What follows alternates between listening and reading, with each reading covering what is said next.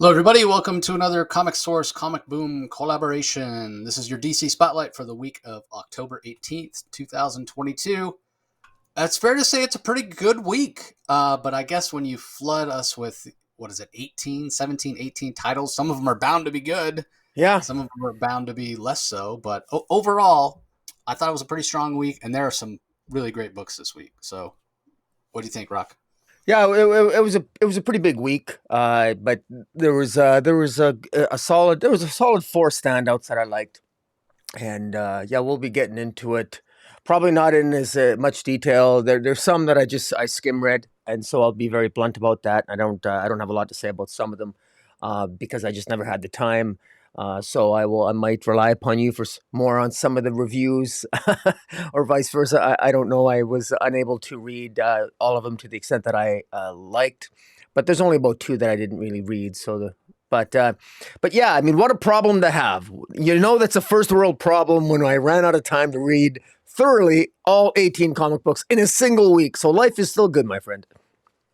Yeah, I agree. I mean, obviously, we don't normally cover Scooby Doo. I didn't read that one. Yeah, Fables. We've talked a lot about yeah, Fables. How I'm not really a yeah, Fables guy, so I never read that. And then I didn't read the Harley Quinn the animated series because I never do. Again, it's just not for me. Other than that, yeah. I read everything. But yeah, there's going to be Well, a good. couple of books here that Yeah. where I'm not going to have much to say, only because I just one of them in particular. It's a title that I normally really enjoy, but it didn't speak to me because it's not really an interest of mine. So we'll get to that, but let's dive right in because there are a ton of books. Kicking it off with Batman Superman World's Finest.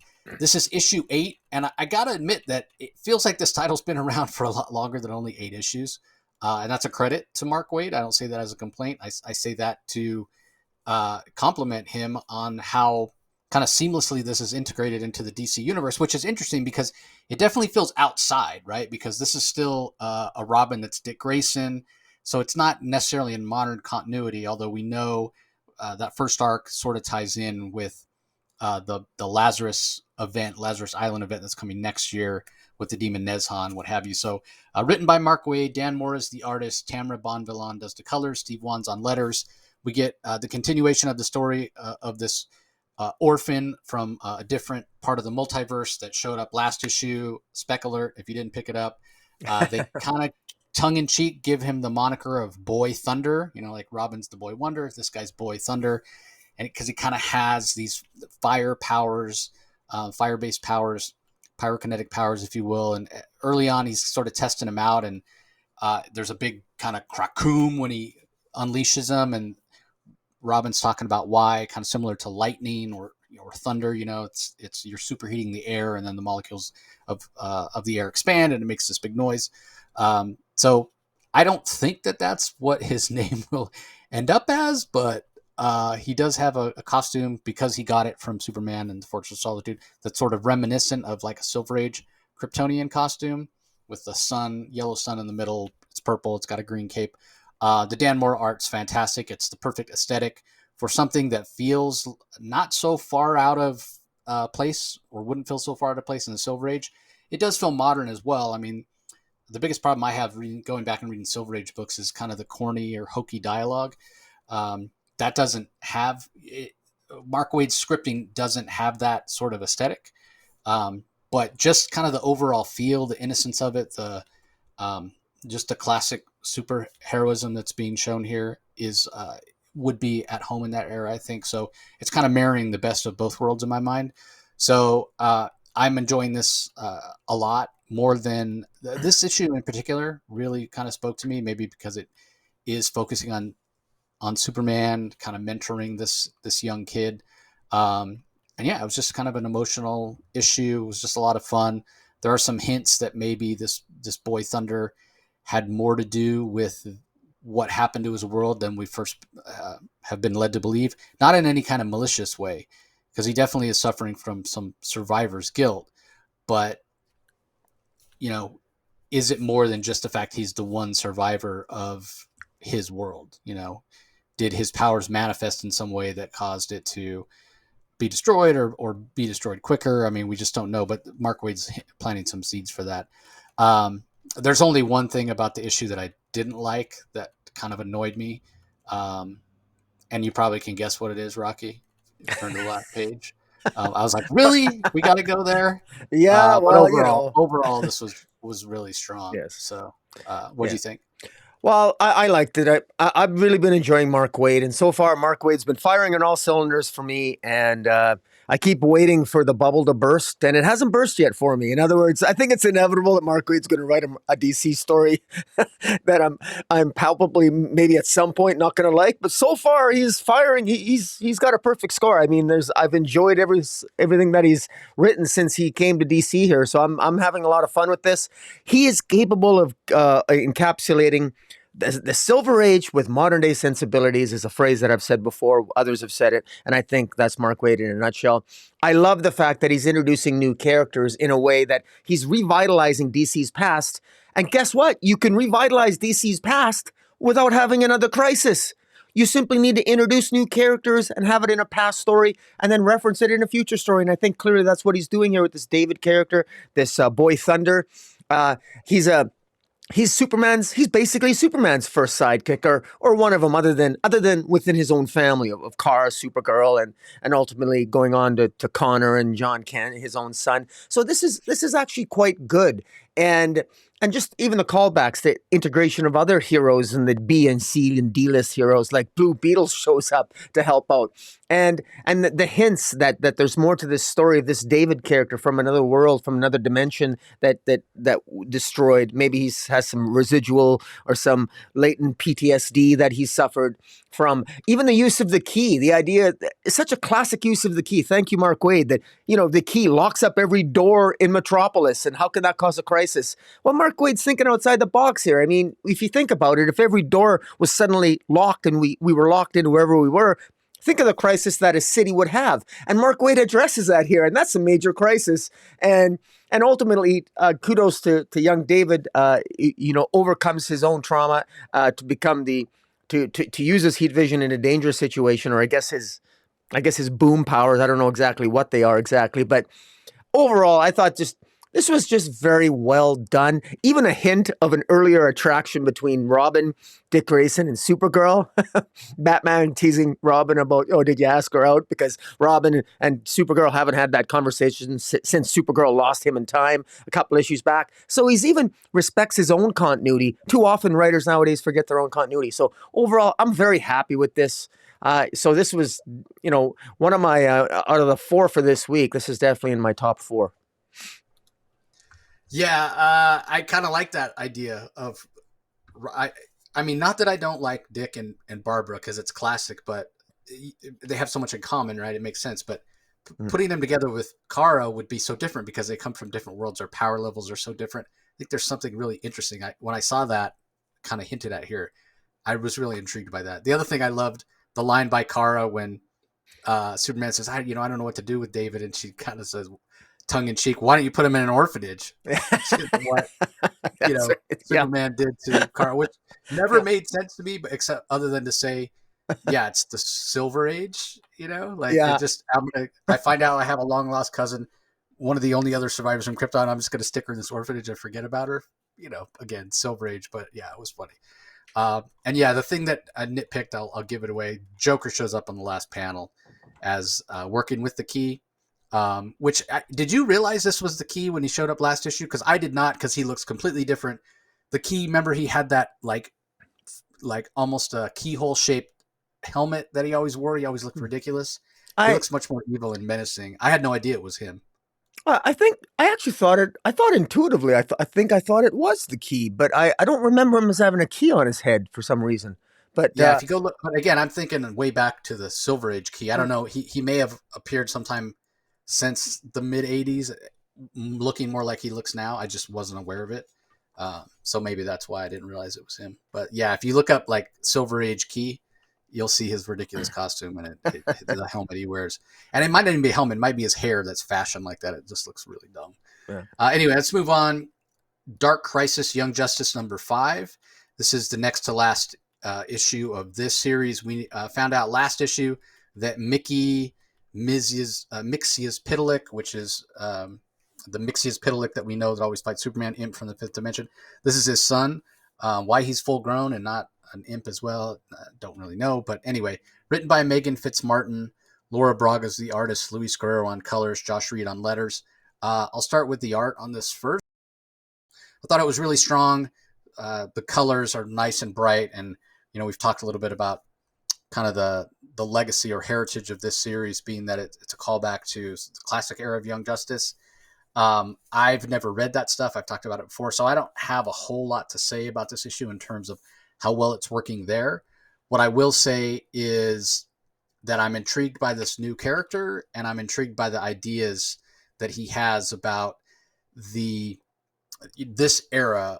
You could almost call it like the 90s era of the next generation of heroes, the Tim Drake, Robin, Impulse, Wonder Girl, Con-El, as sort of being these legacy characters that are at some point going to replace their counterparts.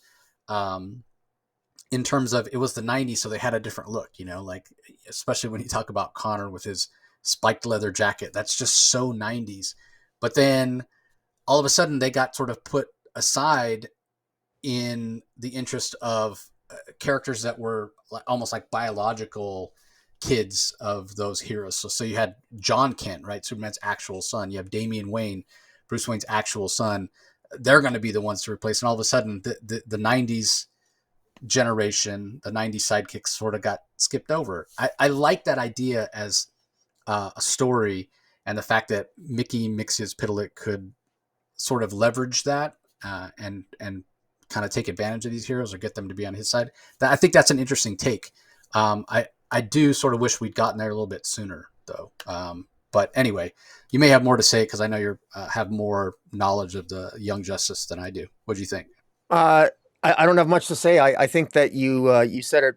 You said it perfectly. This was very much. This whole series has been sort of like a meta series. It's sort of like speaking outside the comic book, and almost like it's a little bit clever, maybe a little tropey, but kind of clever what she's doing in terms of saying, well, they are forgotten and they were replaced. Let's be blunt. Young Justice growing up, they've been replaced largely through because frankly, we need characters that are more diverse. It's diversity that replaced them. And I think that the replacement was needed, and it touches upon sort of an uncomfortable subject in certain areas of the comic book culture, but it's kind of true. And in many ways, Mickey Mixo-Pitalik, the son of Mixes-Pitalik or whatever, he's sort of like just touching on that very sensitive comic book culture topic that we kind of don't want to go there because it's always blah blah blah, and it can get very toxic. And but at the same time, there's love for everyone, and at the end of the day, we still love these characters. I would have preferred a different story. I'm not going to lie. This story's not for me. I would have preferred just maybe a past story of the Young Justice to whet my appetite or to make me feel good. I didn't need to be told that. I don't need to be reminded of the feelings I had, the fact that Young Justice was ignored for so long a period of time. This is just reminding me of all the things DC did wrong with the characters. And in that respect, I don't think, you know what I mean? Like, I mean, all due respect to Megan Fitzmartin, I didn't really need that, but I understand what she was trying to do with the story. I do think it was a little bit wonky. It didn't quite work for me overall, but I understand what she was trying to do, and we did get to see the characters again. Although I will say that I would like to see a little bit more back to the heart of Young Justice. I still miss those stories, but I honestly, I hate to admit it, but I think it's one of those things is that I can't go home again. Sometimes you can't go home. A story's over. Young Justice, they've grown up now, and I've got to put those stories, those past stories aside, unless we're going to have a series like World's Finest, where we literally go back in time like Mark Waid did, which is what, frankly, I wish this would have done. Just told us a past story, but she did what she did. An interesting, almost like a commentary on the industry in terms of how it's treated Young Justice. Yeah, and there's still one issue to go, so we'll see how she wraps it all up. But you're right. I mean, this is something that's just inherently a problem with comic characters, right? I mean, if you want to keep them sort of the same age, but they've been around for decades, you think about it, these Young Justice kids, they were early to mid-teens when Young Justice came out. That was 30 years ago, over 30 years ago. So if you want to talk about aging in real time, they'd be in their mid 40s. So it's like, how do you keep them, fresh? And DC's known for its legacy, and at some point, yeah, they're going to be replaced. So it's a problem that's sort of impossible to solve. It's kind of the same thing when the New 52 came around. They said, "Oh, DC Universe is only 5 years old." Well, then how has Batman had, Dick Grayson, Jason Todd, Tim Drake, and Damian Wayne? He's had 4 Robins in 5 years. Like, he's burning through them like underwear. It's ridiculous. Yeah. Anyway, let's move on. We have the final issue of Batman the Knight. This is issue number 10. It's written by Chip Zdarsky. We have art by, just trying to get to it. Dijon Domenico does the art. John, I think is it John Carlo? Sorry, I'm just scrolling down to the. Yeah, Carmine. Sorry, Carmine Dijon Domenico. And colors are by Ivan Placencia, and letters are by Pat Broso. I've talked a lot about this series, about what my expectations were, and how Chip Zdarsky kind of threw those out, which is fine. I don't expect, give the fans what they need, not necessarily what they want. I thought it was going to be broader in scope and more focused on training. It ended up being much more intimate and emotional. The ending didn't really land for me. I still really enjoyed the series, but the ending felt a little paint by numbers, if I'm honest. I don't think this final issue here is his strongest work. I think this is one of those situations where the journey, especially right around in the middle of the series, like right around issues like 5, 6, 7, was when it was at its peak.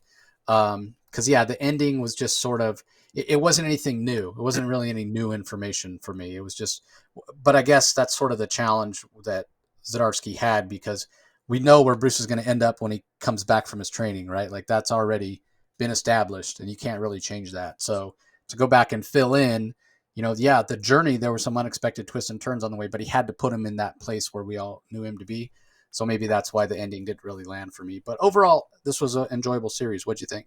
I thought that I thought this series ended in a consistent manner that was, frankly, it evolved nicely into this 10th issue. It evolved in a manner that was very consistent with Zardasky's interpretation of this. Had a very nice pacing, this entire 10 issues. I thought this is Zardasky's encapsulation of the high points of Bruce's training. And of course, some of the constructive criticism by many a reviewer of this series in general is that, well, this has been done before. We've seen this type of training that Bruce Wayne's gone before, and some of the changes that Zardasky made, some people, even I got mixed feelings about. For example, I'm not sure how I feel about,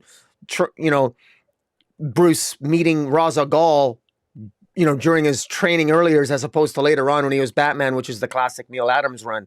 Right. Little stuff like that. But, overall, I think it does work here. A couple of things that stood out for me in this final issue is, and I'd be curious to hear your thoughts, is I thought it was interesting that the demon Nasa, Ra's referred to Bruce as he was his heart, like the demon's heart, which I thought that was interesting that he referred to Bruce as the demon's heart. I thought that was interesting. I also thought it was interesting that in his memory of his parents being dead and dying in the alley, that his mother said final words to him. His mother told Bruce, "I love you," and he never said anything in return because he was traumatized. And to my knowledge, and I stand to be corrected on this, but I don't recall his parents in any other iteration where they show the death scene of his parents, where his parents actually said anything to him as they died. I thought they were just sort of shot dead and that was it. And so I thought that was interesting because he utilized his mother's final words as using the metaphor of a song. And, Zardasky clearly is going somewhere with this. And, he sort of brought all the various pieces together. Every single one of the people that were the mentors and the teachers of Bruce Wayne and Anton, it all related in some way and was referenced in some way in this 10th and final issue. And I also like the fact that it doesn't slam the door shut on other teachers or masters that they may have been trained by, that Bruce may have been trained by over the years. These were just sort of like snapshots, but it all had a unifying theme. And I got a strong sense at the end where he's in the Batcave that I could see what the story that Zardasky was portraying it, and a lot more can be said. But I think overall it worked. Dare I say, and I'm probably assuming too much, but I think this isn't a bad at all. This could end up being an evergreen title. I think 10 issues collected in a trade. I think this, for somebody who wants the essence of Bruce Wayne training to be Batman, this is going to make a good, easy to follow, easy read, and you're going to be caught up on the new Batman moving forward in the 21st century here, in particular with Ghostmaker, who's now running Batman Incorporated. So I think this is probably good. One gets the sense that DC probably put a lot of stock in this trade, and fortunately with Zardasky being such a good writer, it helps, and he's doing a hell of a job with Failsafe over in the pages of Batman, and of course Marvel with Daredevil. But yeah, I agree. I don't. It's kind of a big deal, right? Not famous last words, but last words from the parents. Yeah, I don't think that's ever, not to my knowledge, ever been brought up before. So that's kind of a big deal. The argument could be made that's a bigger deal than introducing Anton, Ghostmaker, as someone who trained along with Bruce, which is obviously something new since 2020, I guess, when Tynion created Ghostmaker. Usually, I'm not much of one for retcons, but I don't know. I just think the character is so interesting, and it makes sense that he would be there, and it makes sense that Bruce wouldn't mention him just because of the dynamic.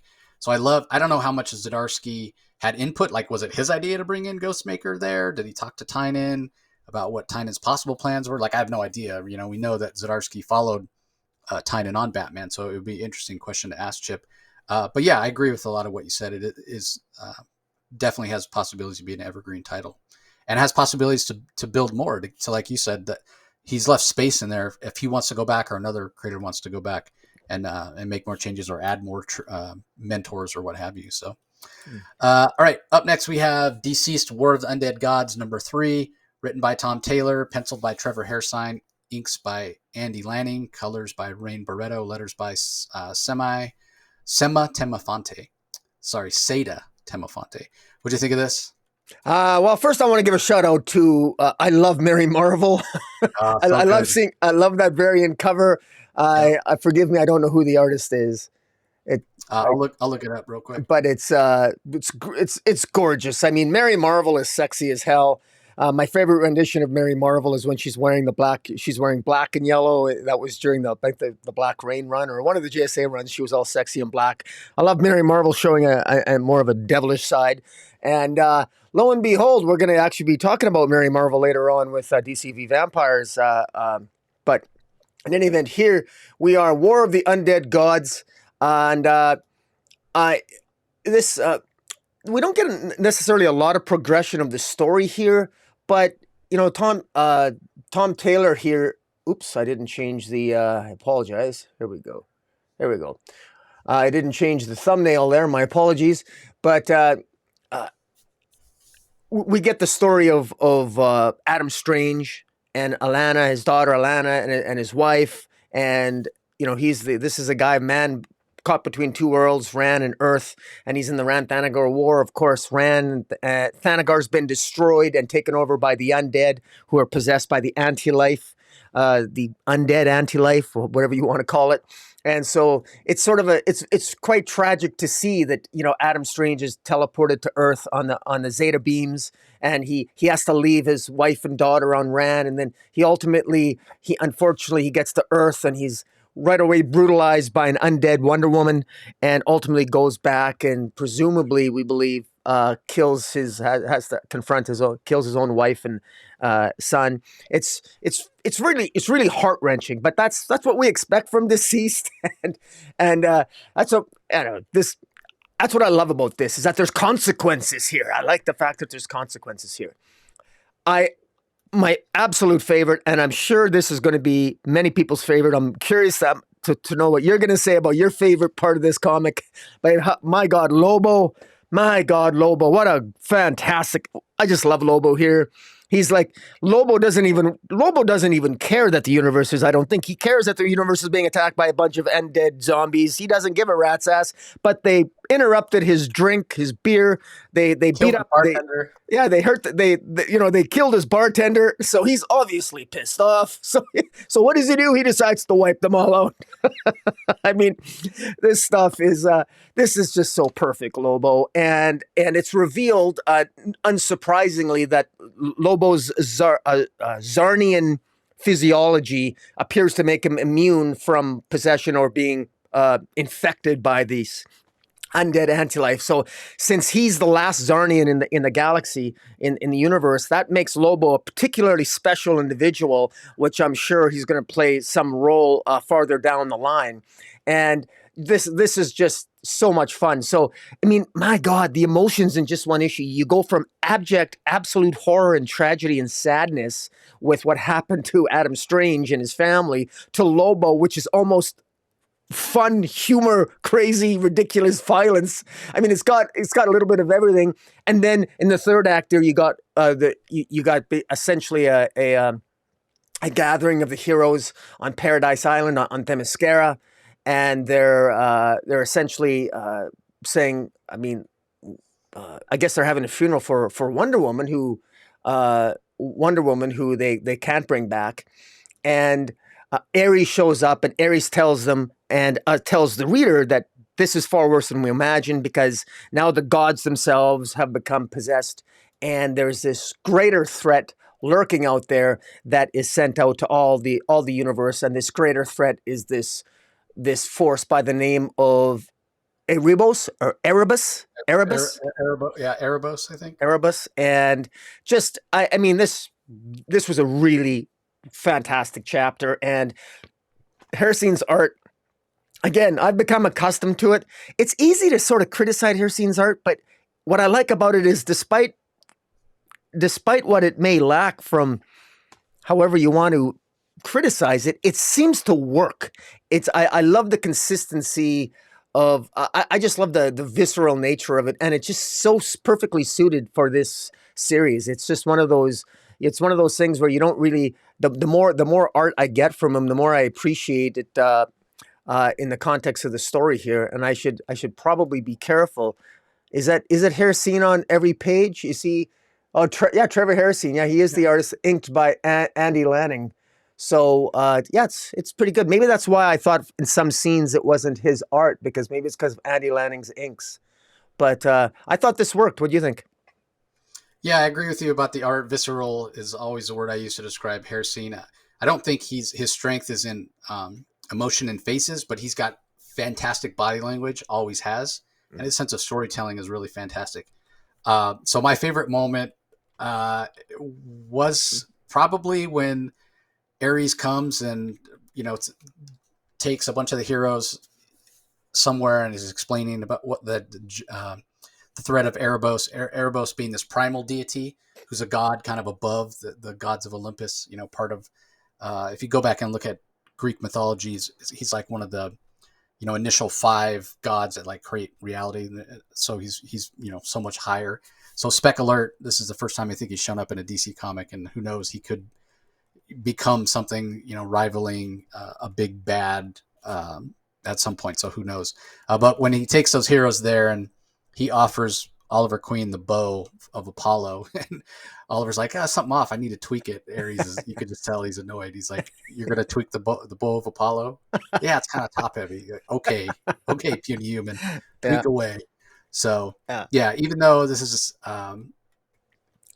typical Tom Taylor, where we do have some tragedy and some really poignant moments and some just heavily emotional, impactful moments, there's still the humor, right? There's still Lobo twisting the head off a Thanagarian warrior that's been infected. We still have those moments like Green Arrow and Ares interaction. So you can always count on Tom Taylor to add a little humor. So yeah. All right. Up next, we have DC versus Vampires All Out War #4, written by Alex Packnadel and Matthew Rosenberg. Pencils, ink, and gray tone art by Pasquale Colano. Red tones by Nicola Wright. Letters by Troy Petrie. And then there is a backup feature that also has a limited color palette. It's black, white, and blue as opposed to black, white, and red like the main story. It's written by Matthew K. Manning. Art is by Aki Bright. Lettered by Troy Petrie. I'm having a bit of a hard time with this series, to be honest. And I don't want to point the finger at the art, but it is harder for me to follow what's going on with this limited color palette. Maybe that's on me. Maybe I'm just not paying enough attention. But again, I go back to this idea of they're trying to pack in so much of this DC versus vampire stuff into what seems like not enough space. And it just gets confusing. It's hard for me to tell which characters are which. what's going on, and part of it's because they look different. Some of them are infected. I can't keep track of who's a vampire and who's not. So it just ends up being really confusing because it's so fast paced, and maybe that's on me. And it's probably why I enjoyed the backup so much more, right? Because there's so many fewer characters. It's basically Jefferson Pierce, Black Lightning, going to his home, finding out that his wife and daughter aren't there. They've left a note behind, and he's going to travel to San Francisco to look for them because that's where it says they're headed in the note. I enjoyed this so much better. You still have that sense of foreboding. You still have that sense that, yeah, this is a world that's kind of turned upside down with these vampires. But I knew who the character was, and I could understand what was going on, as opposed to the main story where I just felt lost.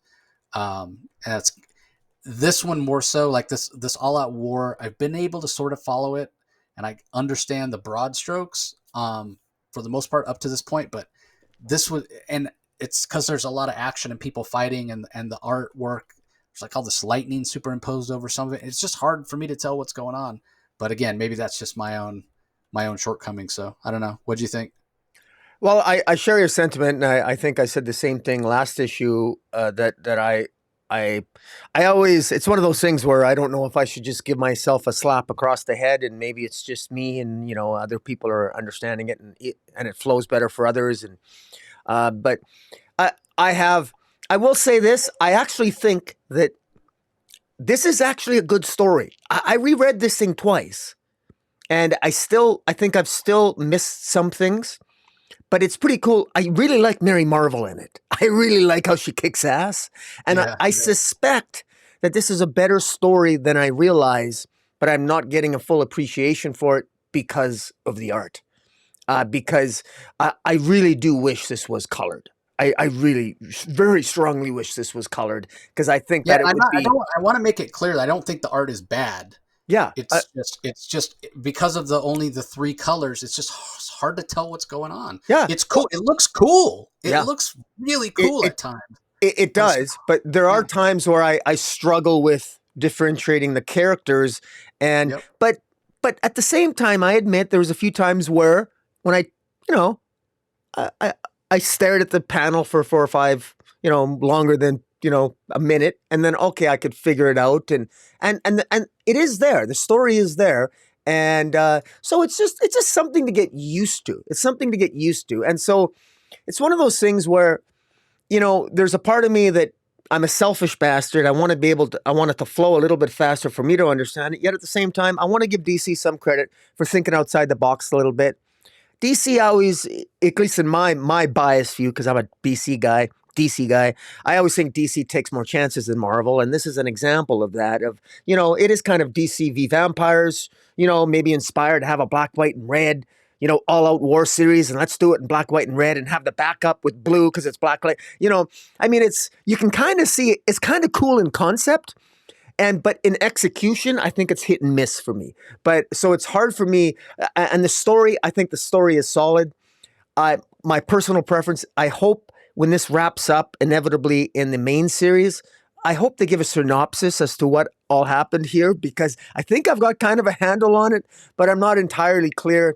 And right now, I didn't take notes, and I would have taken notes for me to more effectively articulate myself in terms of what happens here. Suffice to say that Mary Marvel really kicks some ass here, and it's very interesting that Mary Marvel, in order to avoid being she was bitten. Young Mary Bromfield was bitten, but her immortal aspect, her Shazam self, could not be possessed, so she changes into Mary Marvel to avoid fully turning. I thought that was a pretty cool concept. I like that, and that plays a major role in the progress of this story. Particularly when Azrael gets on the scene, and I thought it worked really well. And then at the end, I'm not entirely sure who shows up at the end, if that's supposed to be Connor or I'm not entirely sure who that is.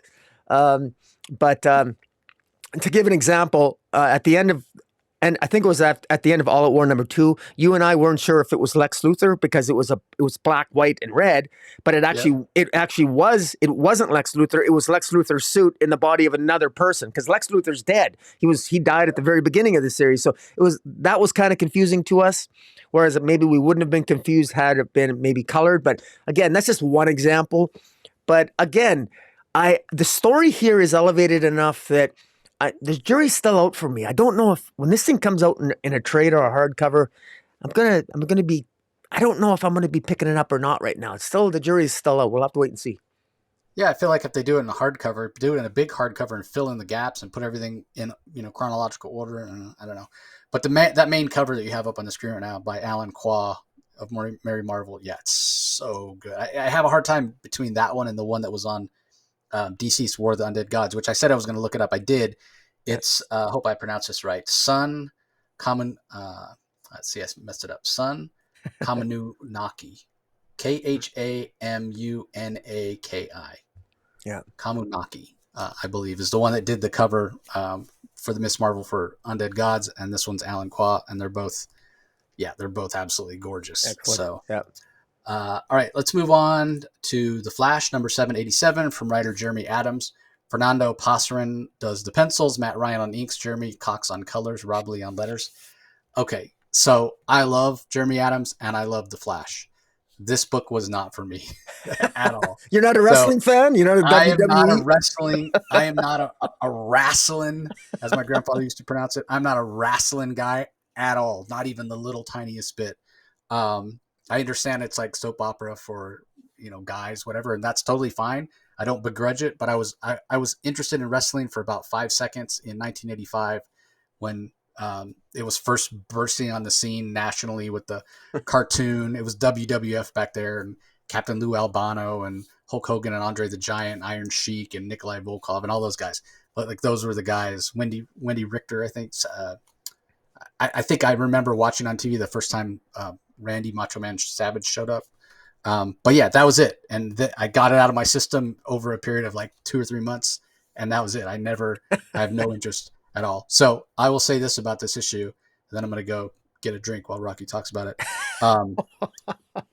This art was absolutely fantastic, from the line work to the colors, all the detail Passarin put in with all the rubble and wreckage with these intergalactic wrestlers wrestling in the middle of Central City. I thought it was fantastic. As far as the story itself, yeah, it was entertaining, but I'm not really a wrestling guy, so it didn't really do much for me. So what do you think? Well, it was fun. Look, this is a straight up fun issue. This isn't really, we're in the middle of a dark crisis in the DC universe right now. There's lots of things going on in the DC universe. And this is the Flash just taking a break, watching TV with his 2 kids. And lo and behold, they figure all of a sudden what comes up on the TV is what they think is a wrestling match. And it's like they're watching the WWE or WWF or whatever whatever the situation might be, and it ends up being an intergalactic wrestling federation. And what I love about it is, as the story progresses, the way it works is that I love the what Jeremy Adams came up with here, because the origin of this particular wrestling federation, it's actually an illegal wrestling federation that's broadcast all over the universe, and that the Green Lantern Corps, apparently the Guardians have made it illegal for them to engage in this. And the setting, instead of wrestling at Madison Square Garden, they wrestle on planets that are about to face Armageddon. So that's what attracted this Omega Bam Man, this wrestler Omega Bam Man, to this to Earth, where he's wrestling, I don't know, various people with different names. Jeremy Adams here has different names for these wrestlers with their own catchphrases. It's time to shine.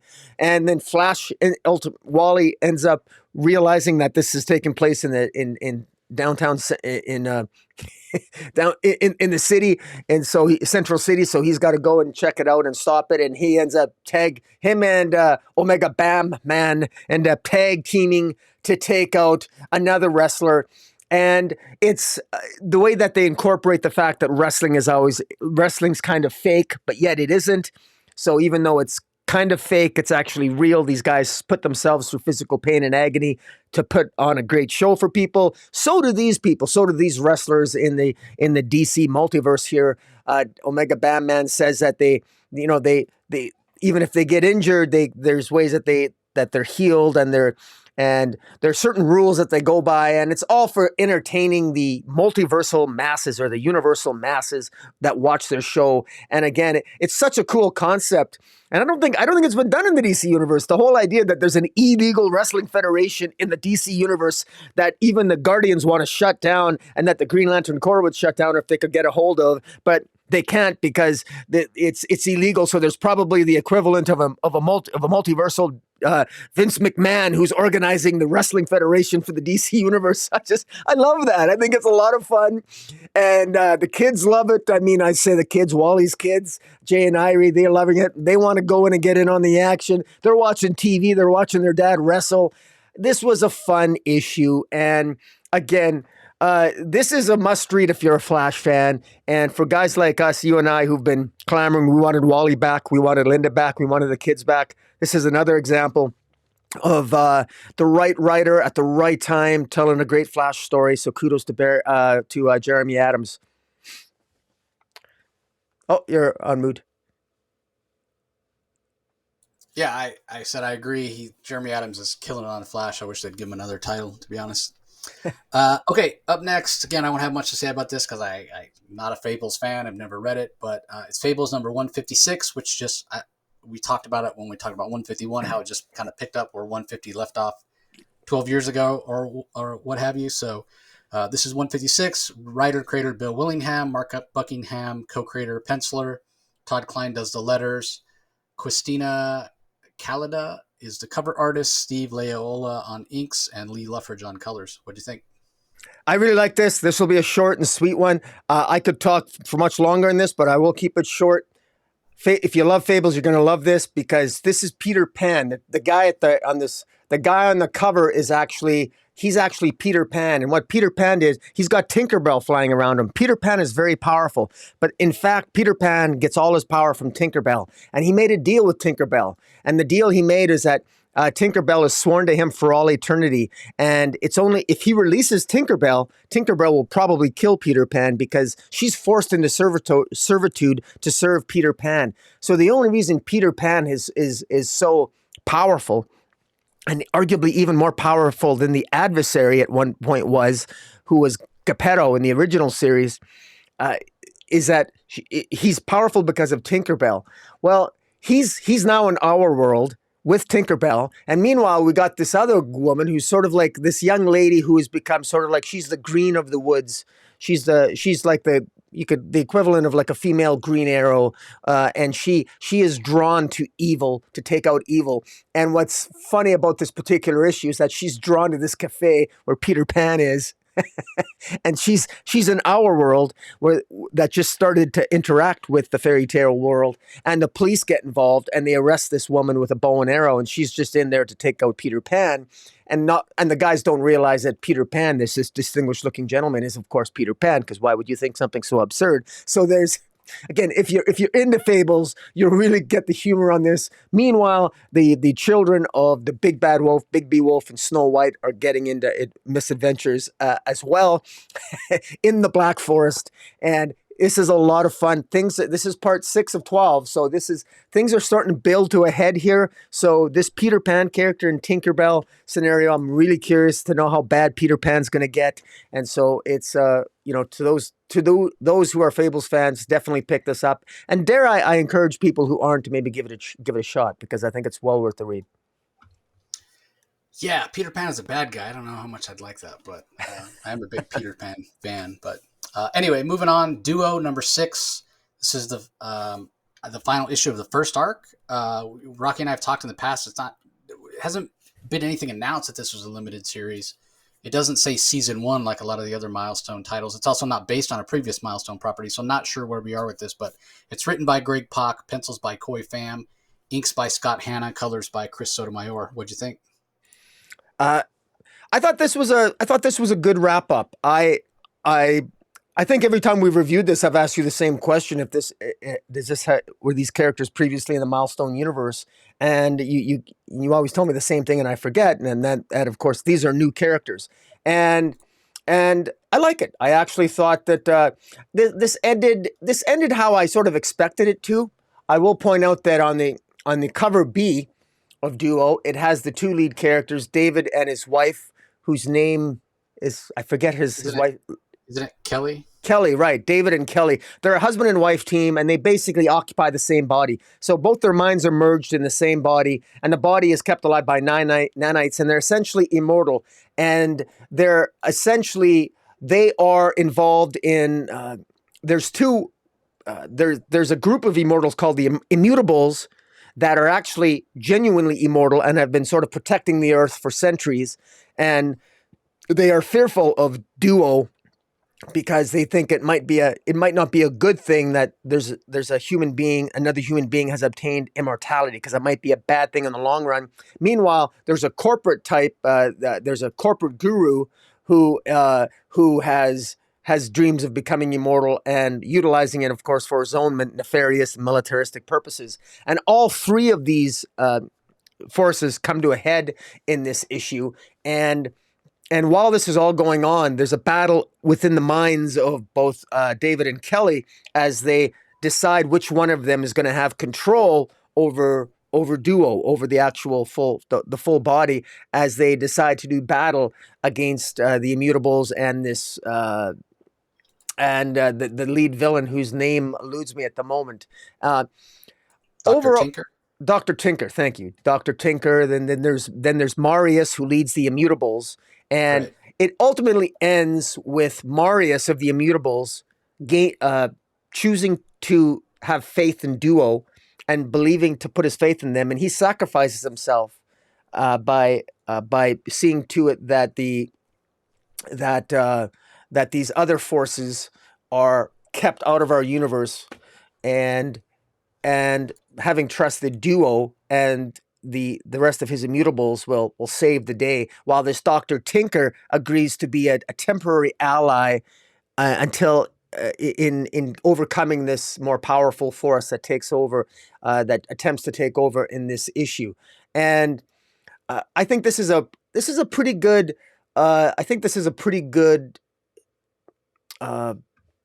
introduction to these characters. These first, I think Greg Pak has done a pretty good job of these first 6 issues. To get a full story with good character work in just 6 issues nowadays, I think it's sometimes it's hard to find. And Greg Pak has done a pretty good job here. His character work is pretty good.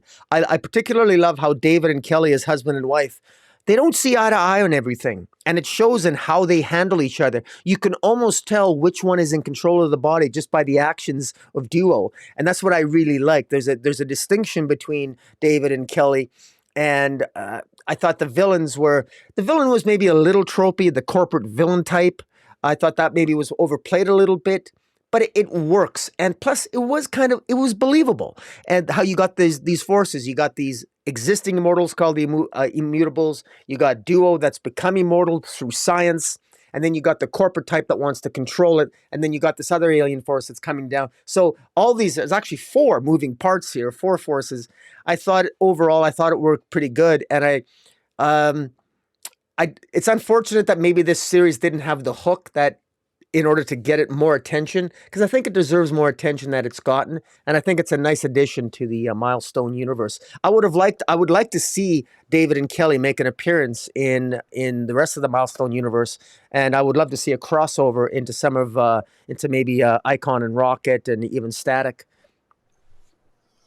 Yeah, I agree. Now that it's kind of been established who these characters are and what the supporting cast is, protagonist, antagonist, wouldn't be bad to kind of ground it a little more in the Milestone universe by having some crossover. So I think it's a good start with a first arc, and Duo is an interesting character. Inherently conflict built in, right? Like, even though, like you mentioned, these are two people sharing the same body that love each other, husband and wife, they don't agree on everything. Some things very, very basic. David seems to be a little bit more passive, and Kelly seems to be a little bit more aggressive, wanting to kind of take the fight to these people that are threatening them.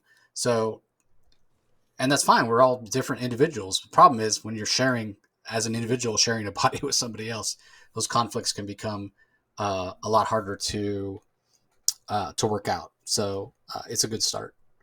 All right. Up next, we have the final issue of Aquaman Andromeda, written by Ram V, Art is by Christian Ward. Letters by Aditya Bidikar. Oh my god, the art here is so fantastic. It's so good. The best art of the series, especially with the colors that Christian Ward is bringing. This Aquaman who looks much more alien, if you will. So I really loved that. I also thought it was paced really, really well. I talked when we did the first issue about how I felt it felt like it pulled a lot from other sci-fi stories that I've read before, specifically The Sphere from Michael Crichton. That continues, that feeling. It kind of got away from it a little bit in the second issue, but then it ends up being very similar in a lot of ways to that story. And so for me, I kept comparing it in my mind. I couldn't help but do so. And I also thought the pacing was a little wonky. So I don't know. I've been a fan of Ram V in the past, but I'm starting to wonder if his style of storytelling doesn't work better on independent stuff rather than on established characters like Batman or Aquaman, because I haven't enjoyed his stuff anywhere near as much, his more recent stuff. And maybe it's because he's got that framework or that structure. I'm not really sure. So ultimately, this just ended up being okay for me. I don't think it's a story I would go back to and reread, or a story that's even going to be memorable for me. So other than the art by C.J. Ward, which, if I ever see any of this art anywhere, I'll recognize it immediately as the series, and how fantastic the art was. I almost feel like maybe just because Ram V, in my mind, the scripting can get a little, I hate to use the word pretentious, but maybe a little too complicated is a better word, a little overwrought at times. So I almost think, man, if I just had the art telling the story, I mean, probably don't need all these words. So anyway, what did you think? Well, I think that I think the story was really good. The story really came into as it came into fruition in this final issue, as it of course it should, and I thought it worked well, and all the character arcs came together because there was a lot of similarities between one of the lead scientists. Her childhood and her relationship with her father could very easily be juxtaposed against Arthur's relationship with his own father as it played out in this issue. We learn more about the history of this ship, which is sort of tied into ancient Atlantis mythology and lore and history. And I thought it really did work. And it was interesting. If I didn't know better, I thought at different times I thought maybe it was Christopher Priest writing it, because there was that black. Every now and then there would be like a black space, a black panel with the name on it. But in any event, I thought it was each issue has been very, very long, and it is interesting because I don't know if this was. I think this could have been truncated. But at the same time, if you truncate it, we're not going to get that beautiful Christian Ward art. And so, to be honest, to cut to my chase, and I was trying to lead to a compliment here, I'm trying to give a very good compliment in that, so far as I'm glad that the story was extended. Some of the scenes I thought extended longer than they needed to, but I didn't care because we got Christian Ward's art. And that's what works so well on this. And because the visuals here they really are absolutely beautiful. And unfortunately, I'm only showing a page at a time. So some of the more beautiful double page spreads, we don't get a true appreciation of here on the screen. But one of the criticisms though I have is it did end abruptly. It really did feel like it ended abruptly. Everything was resolved, but it just felt like it ended abruptly. And for all those gorgeous visuals that we got, I didn't think we needed. It shouldn't have. It shouldn't have had that feeling of ending as abruptly as it did. It was just sort of like I just wanted to. I felt like I was on a higher visually, and then all of a sudden, oh, it's over, and then it's done, and it just says the end, and it just, I felt like. I almost wanted to be on a slide and slowly slide off this beautifully looking slide. But in any event, I'm butchering a metaphor there. But in any event, as a hardcover, I'm definitely going to be checking out the hardcover. I might buy it. I'm going to see what it looks like in hardcover form, because I think that this could really be a visual feast for the senses. Yeah, there's no doubt the art is gorgeous. So. All right, up next, GCPD, The Blue Wall, #1. This is written by John Ridley, drawn by Stefano Raffali. colored by Brad Anderson, lettered by Ariana Mayer. Yeah, this is for fans of procedurals that, GCPD is what immediately comes to mind by Greg Rucka. And definitely focusing on Renee Montoya as the commissioner and some rookie cops and their first days on the job. What'd you think? I'm gonna have to have you review it because I never got a chance to read all of it. So Gotcha. Okay, this is one that I actually don't have much to say about either. It's just too soon to say. This is a very political book in terms of it's all about the interaction between the characters. It's also meta in a lot of ways because John Ridley, as a writer of color, he's definitely a person that has something to say about the world. When we reviewed the other history of the DC universe, that's all focused on, the other history in terms of the history of the DC universe through the eyes of people, of color or people who are marginalized. They're not kind of the straight white superheroes that you always sort of see their perspective. We're getting the history of the DC universe from others. Now we're getting the kind of the GCPD, kind of the real world, the grit, what's behind it. He's dealing with ideas of, police brutality and the juxtaposition between protect and serve as opposed to police brutality that's been in the headlines, especially in the U.S., for the last couple of years. So this is a very real book to the point that there is a warning, like a trigger warning on the first page in regards to the language that's being used. And it says, hey, there's language that's could be, some people could feel is racially offensive in nature, might not be suitable for all age groups. This is how people talk, in this time period. It's for context, that sort of thing. So all that to say, this is a very real book. And so I could see some people not caring for it. Does a book that's so overtly dealing with kind of real life politics and societal issues, does that belong in the fantastical DC universe? Well, the argument could be made, one way or the other. I can see both sides of it.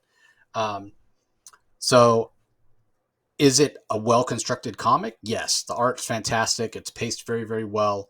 It is interesting, but it's too hard for me to judge one way or the other off of just this one issue because I don't really know where it's going other than feels like a very realistic portrayal of police officers and of a police commissioner and of a city you could argue is crime ridden. So it's a very real book and a very grounded book. But if you're one of those people that reads comics for escapism, this may not be for you. So I'm reserving judgment. I am sort of interested in if John Ridley can write something that doesn't pull from the real world because he is such a talented writer. That's obviously not where his interests lie, and he probably never would choose to. But it would be so interesting to see him write something that isn't like a metaphor for something else. It might not work because it might not be that. Again, that's just not the way that he works. He's always going to pull from the real world and put his own spin on it. But it's just something that got me thinking about that because this is so real. There's so much realism in this. So. yeah, just as a quick aside, I find it interesting and almost I have mixed feelings about Renee Montoya being the commissioner of Gotham City. It just seems like I like her better as the Question, quite frankly, and I'm not alone on that. But I get that they want to, for whatever reason, I get the strong sense that the powers that be want to replace Commissioner Gordon as commissioner, and Renee Montoya sort of checks off all the right boxes, and she is a well-known character. I just think she would gain more mileage as the Question. She's more interesting because I look at it from a superhero angle as opposed to a real life angle. Like I don't know if I want a real life. But then look, I enjoyed Gotham Central, but I'm not getting the sense that this is Gotham Central. And if they wanted to do Gotham Central, then why don't you call it Gotham Central? Like this is to me the same thing, isn't it? Like why call it something different? Well, because I think it is. I think it is really dealing with it seems to be based on what we get in the first issue. Seems to be a little bit of a contrast between somebody who has been a cop for a really long time and has kind of seen it all and is cynical and jaded, that being Renee Montoya, and these rookies that come on board and are, joining the blue wall to protect Gotham. So I think that's why they chose it. Yeah. if it is really the narrative of Montoya and these rookies, I can see why they wouldn't call it Gotham Central. But I do agree with you on that standpoint of if that's what they're trying to do, they should have called it Gotham Central. So I guess we'll have to wait and see. As far as checking the boxes, that's interesting, right? Because both in terms of real world editorial, hey, let's give us a series to a female lesbian Latina because we can show we're diverse. It also works the other way in that after the events of the Joker War, the powers that be that make the decisions in Gotham City are doing the exact same thing. They're checking. You got a question: are they just is Renee Montoya being promoted to check the boxes? Right? Hey, we're Yeah. Gotham City and we're making progress. Right? We're more progressive. It's not the old boys network. Look, we have a gay Latina female commissioner of police. So it's they Yeah. again they're mirroring each other like Ridley's doing. So I mean honestly, if that's what they're going to do and this is going to be a political book throughout, I guess they picked the right writer. Yeah. That's true. Okay, up next we have Catwoman number 48, Furious Hearts Part 1 of 3. Tini Howard on story, Nico Leone on art, Veronica Gandini on colors, and Josh Reed on letters. Um, I go back and forth. I have such mixed feelings on Tini's run on Catwoman, and I think it's a matter of pacing. I've talked a lot about it in the past, how it seems to move along so quickly at times, and other times seems to be a little slower. But it's that kind of lack of a consistent pacing where I feel like it's in fits and starts, and just don't know how well it's working for me. That being said, the Nico Leone line work and the Veronica Gandini colors have been spectacular throughout. No different here, especially when we get this view of an Italian villa in the first couple pages with some beautiful pinks and oranges and what have you. But I don't know. Ultimately, this is just not working for me. I feel like I'm missing something. I'm not sure what it is. But what are your thoughts on it? Well, first I got to give compliments to the artist. I love the cover A's, the consistency on the cover A. I mean, look, just a absolutely gorgeous cover. And cover B is pretty damn good, and cover C is pretty damn good too. This is Catwoman after all. At the very least, even if you don't like the story of Catwoman, you're always going to love at least one of the many variant covers of the issue of the series. Now, I enjoyed this. I actually thought this is the beginning of a new story arc called Furious Hearts. It's part 1 of 3. You mentioned Tini Howard is the writer and Nico Leone on the art. This is exploring. We know from last issue, Catwoman and I just drew a blank on his name. Lamont. Valmont. Valmont, right? And Valmont. They're in Europe, and meanwhile, Darius has been basically kidnapped by forces working with Black Mask, and they can't get to him. In the meantime, they got to. So they figured that both her and Valmont, the character work here between her and Valmont, it's not bad. It's entertaining. Tini Howard is building a good rapport between them. Valmont confesses at one point in their misadventure here that in the event that they die, he wanted to confess to Selina that he has feelings for her and that he was possibly falling in love, and that very clearly there's something going on there. The issue ends with Selina and Valmont kissing each other after landing on the ground on a parachute. This actually read, if you look at this in terms of the action, in terms of what happened here, this basically was like the equivalent of a James Bond story. They're in Europe. They end up in misadventure. They got to deal with a mafioso. They got to deal with various powerful mafia heads in order to negotiate the saving of the life, the community. Speaking with basically they speak to the wife of the head of the mafia, who really controls everything anyway. And Selina basically talks the female head or the wife into taking control and ultimately giving the order that will save Darius's life. And meanwhile, they've got to escape on a plane, and before it explodes, they jump off and they land, and then they land kissing on the ground at the end of the issue. I mean, this is basically has all the little check marks of your almost like your Act 1, Act 2, and Act 3 of a James Bond movie. And in that respect, I like it. Now, where you can be critical of it and where it can break down is, as and you touched upon it, is sort of the pacing and the plot points. She definitely plays, Tini Howard plays fast and loose with the plot points.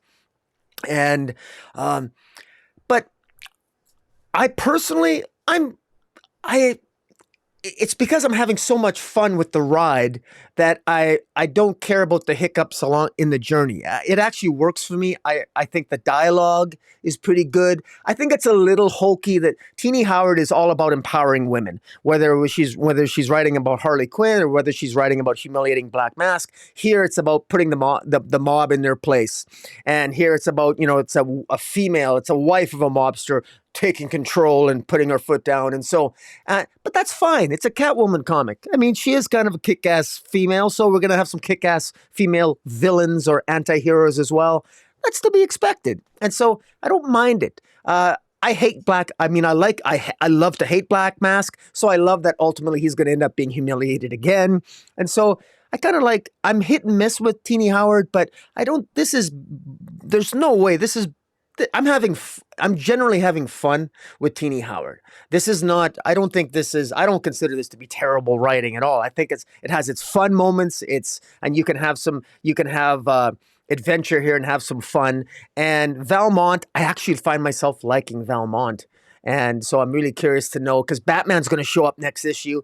It's teased next issue, and since she's getting closer to Valmont, of course, we know she had a falling out with Bruce Wayne. They were going to get married after all. I'm curious to see how Tini Howard is going to handle that character dynamic between Selina and Bruce once Selina, Bruce, and Valmont are all in the same room together, if that occurs. So we'll have to wait and see. Yeah, I should make it clear. I don't think this is bad writing. I think the pacing. I think she's got so much she wants to say. She's having trouble fitting it in, which is. It happens. I mean, it's a challenge to fit your story into only 20 pages. And I do agree. I mean, I've gone on record many times as saying I don't really care for the relationship between Bruce and Selina. I'd rather see Bruce with Zatanna, and I'd rather see Catwoman with somebody else. Valmont is a fantastic love interest for her. So, yeah. Okay, up next. This book was so good. Nightwing number 97. So good, in fact, when I finished reading it, I immediately had to post on Twitter about how fantastic it was. Tom Taylor's the writer, Bruno Redondo on art. We also have Geraldo Borges for the pencils and inks on pages 8 through 16. Caio Felipe does the inks on Bruno Redondo's pages, and then Adriana Lucas on colors, and Wes Sabat on letters. I have to admit, not even realizing that there was a different artist. Now, when I flip through and look at it, I do realize, yeah, it's a different artist basically for the scene where Renee Montoya in the Gotham City, or not Renee Montoya, Renee Montoya, I think it's Renee Montoya. She comes to pick up the crime lord that's going to testify against all these people that were in cahoots with Blockbuster, right? This guy, Maroney, who feels that he's protected because Blockbuster calls all the shots in Bloodhaven. And so Boss Maroney thinks he's protected. Then when he finds out Blockbuster's dead, Renee Montoya shows up and says, hey, we're going to take you to Gotham to keep you safe, which I don't know how well that works, right? Gotham, pretty dangerous place. But anyway, while they're transporting him to Gotham, they get attacked.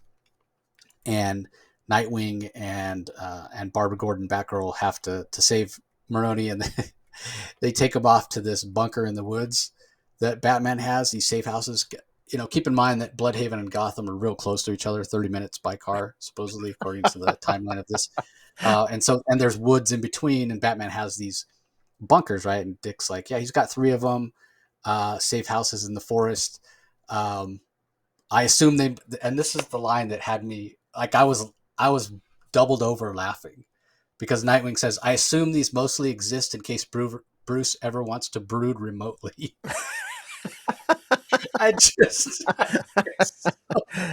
That is one of the best lines that Tom Taylor has ever written. Like, why does Bruce have these bunkers out in the woods? Well, in case he ever wants to brood remotely. It's just so, it was so funny. I appreciate that Tom Taylor always, serious subjects or not, he's always injecting humor into his comics, and this was fantastic. We also have some classic Bruno Redondo art where he's showing the way a Nightwing rather his weapons work, including seeing a little tranquilizer dart fired out of one of his Ascarama sticks. So that was fun. And then at the very end, we see, scar included on the head, Rick Grayson show up. All of a sudden, him and Dick Grayson are two different people.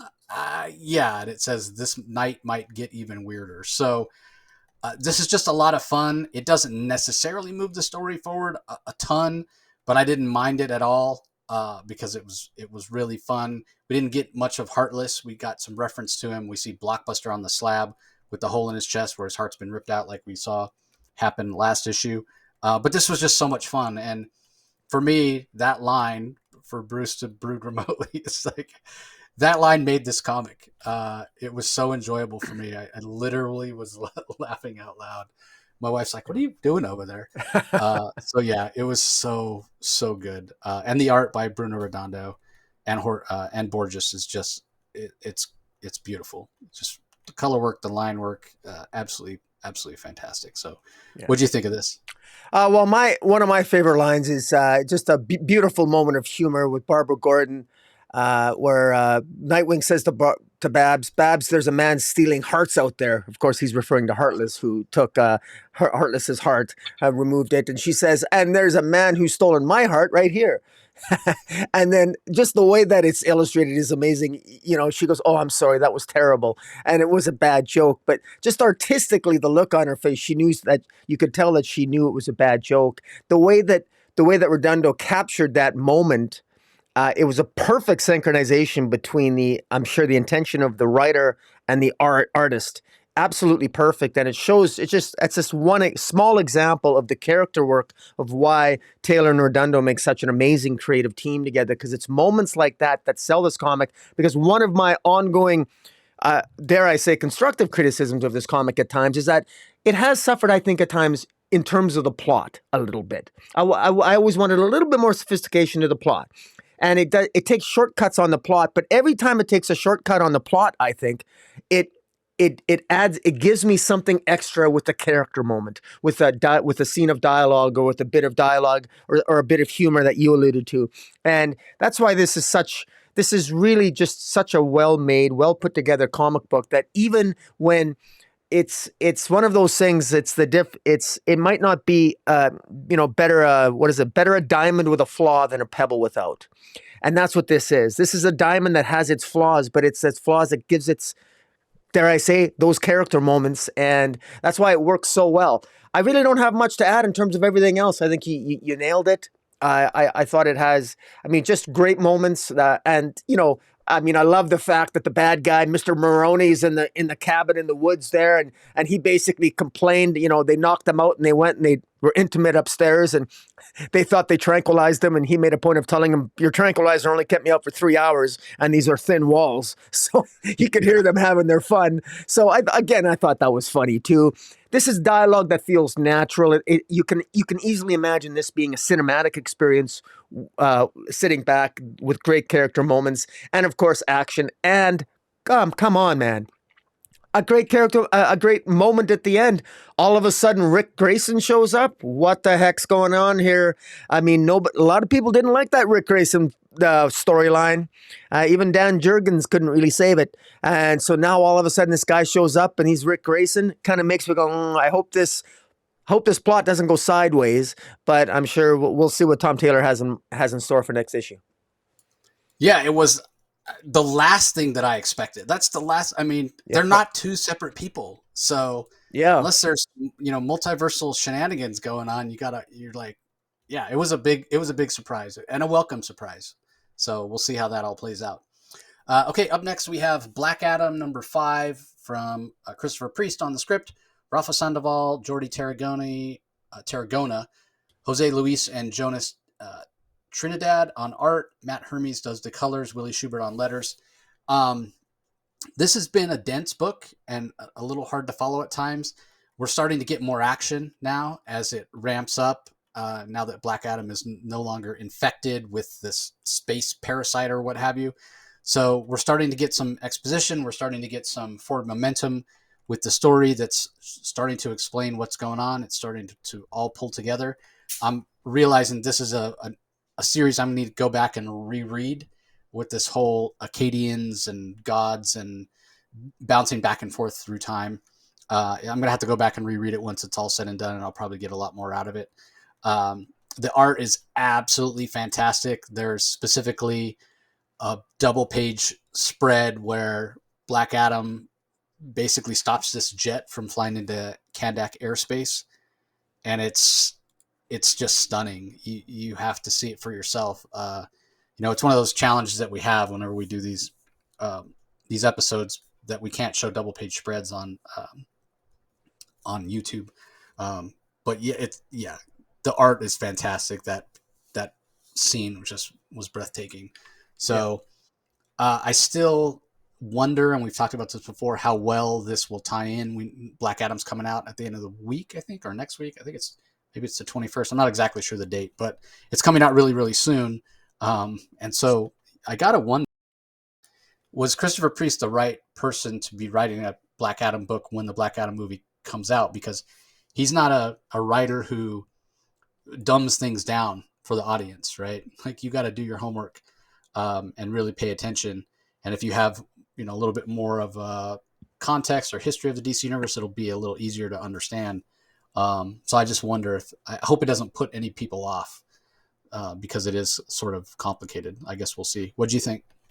Well, what's interesting is, first of all, I share your sentiment, and we've talked about it before, that I'm not sure if Christopher Priest was necessarily the right choice for this as well.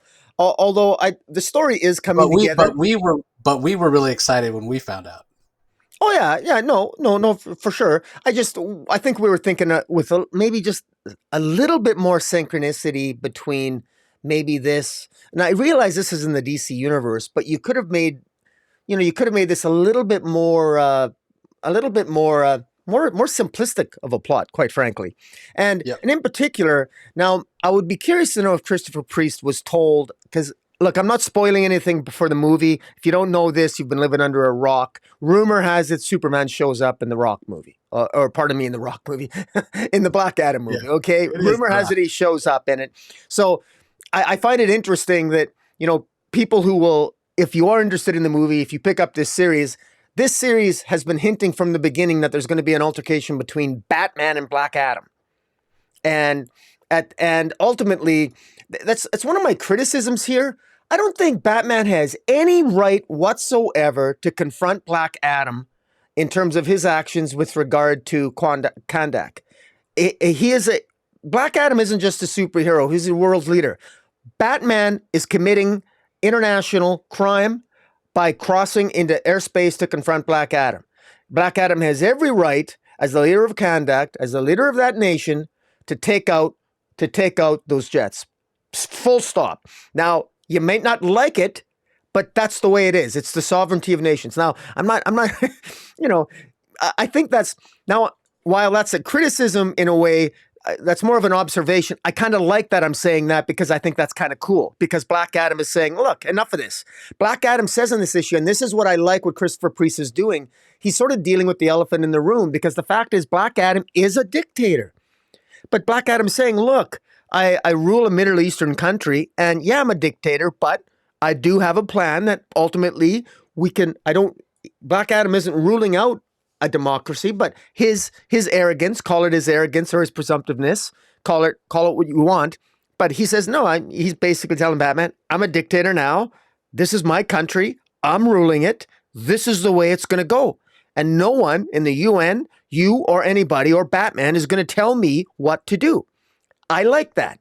I like that Black Adam is saying that. I don't have to agree with Black Adam's politics or all that other stuff, but I like that. That makes Black Adam more interesting. That, to me, makes this story more interesting. What I find less interesting is the whole the spore thing from space, or this, and just to dumb this down for people, which has never been made clear enough in this story, is that when Black Adam was banished by the Wizard thousands of years ago and punished and banished, he apparently, now it's revealed, was banished to the deep recesses of space, where he came into contact with some space spores, which read his mind and ultimately gained sentience and became the embodiment of Egyptian gods, and they've kind of now come back to Earth. Like this, to me, I'm more interested in a more down to earth political thriller, international political thriller between Batman and Black Adam, than this other ancient Egyptian gods that aren't really gods, but arose because of some viral space sentience or what shenanigans. So, again, it makes for an interesting story, and it can explain the disease that he has, and that the White Adam has, this Malik character. So I want to give him credit. It's an intricate sort of plot line.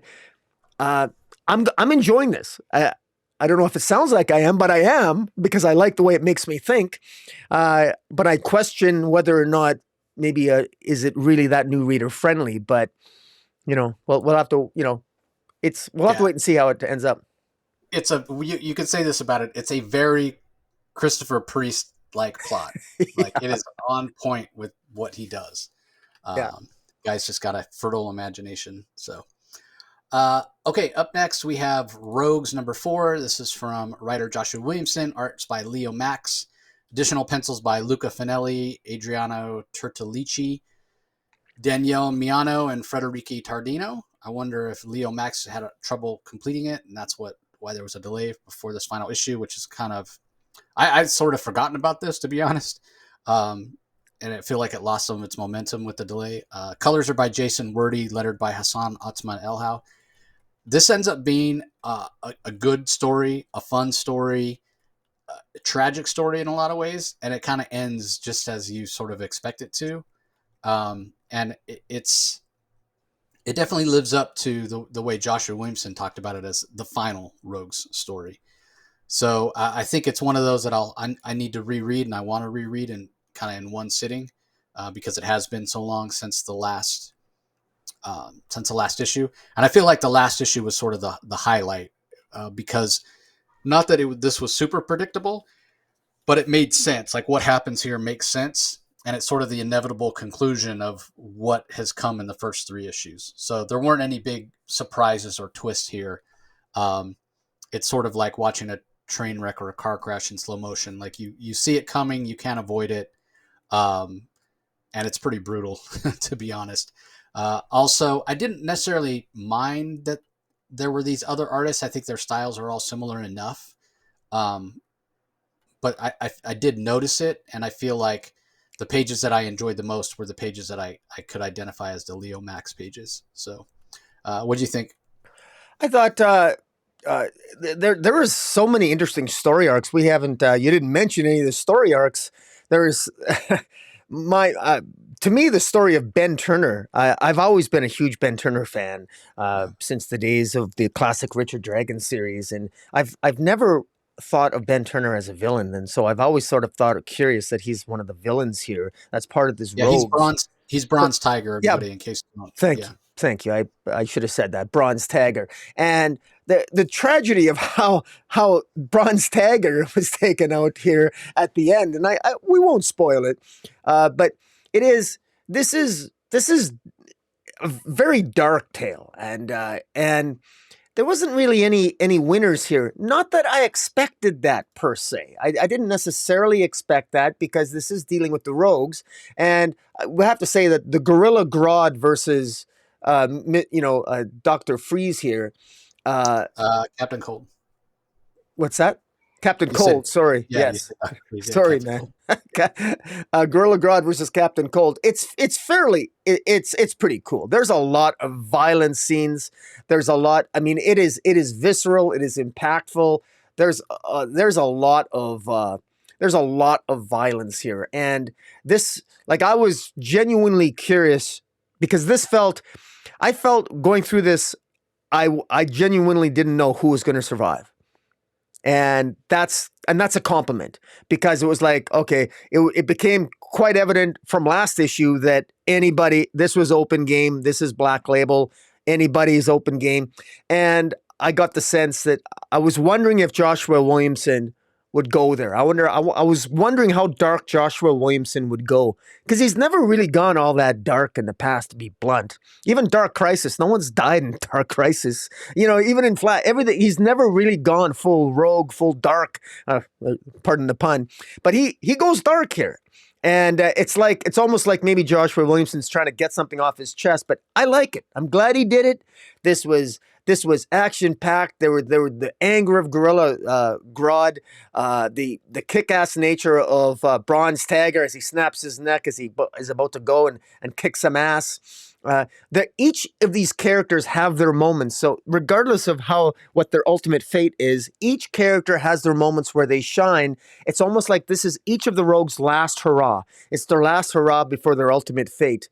And I think if you're a Rogues fan, you'll probably enjoy it. You might not enjoy the individual fate if you have a favorite Rogues character, but this is something where, there was no promises of a happy ending on this.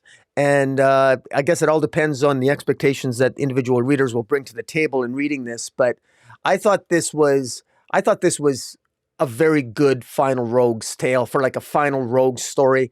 This is something that if you're a Flash fan and you take the characterization that has been maybe embodied by Geoff Johns, and you take a darker, natural endpoint to those characterizations. And Williamson, of course, is a huge Geoff Johns fan. I can see this. This possesses a high degree of verisimilitude to me, looking at the characters of the Rogues and extrapolating and moving forward. And in particular, Leonard Snart's character, who I never liked. I've never been a fan of Captain Cold to begin with, to be quite frank. And I can't say I'm a fan at the end of this, but if I dislike Captain Cold at the end of this Rogues, it's for all the right reasons. Because this, I thought, was a well-written four-issue Black Label series. Yeah, Captain Cold's, he's not likable at all. He's not supposed to be. And it's not something he's an asshole. That's just the best way to put it. Yeah, we kind of know what to expect. That's just the best word for him. He's not a jerk. He's not, a prick. He's not a jackass. He's an asshole. That's just the perfect word for him. And he is throughout this. And so, yeah, this is sort of, like I said, the inevitable conclusion. If you keep following the Rogues and the world gets to be a darker place and they keep having to kind of turn up the violence and, keep pushing that line, keep pushing their boundaries, this is where they'll end up. So I thought it was a very realistic take. All right. Up next, we have the latest in the Batman One Bad Day one-shots. Getting a lot of John Ridley this week. It's written by Ridley. Giuseppe Camuncoli does the layouts, Cam Smith on finishes, Rob Lee on letters. And again, fantastic covers. There's a Jim Lee variant cover with the Penguin kind of rolling up his sleeves like he's getting ready to beat the crap out of somebody. And it's clear he's in like a meat locker, but instead of slabs of meat hanging up behind him, there's these giant tuna. Dan Mora does a 1 in 25 variant. Jamal Campbell does a 1 in 50. Brian Boland does the 1 in 100. So it's kind of hard to pick a favorite cover. They're all fantastic. It's sort of interesting, the actual story. This is the third of these One Bad Days. It's so interesting that DC chose to give us the Tom King and Mitch Gerard's one first, because that's been the best one so far. And it was so good. One of the best comics I've read in the last decade. I think it's going to be really tough for anybody to top it. So I don't know. I feel like in a way they maybe should have done that one last. That being said, I don't think either of us was overly impressed with the Two-Face issue. Yeah, this one, however, is a step back in the right direction in my mind. It's fascinating. When we meet the Penguin, he's kind of down on his luck.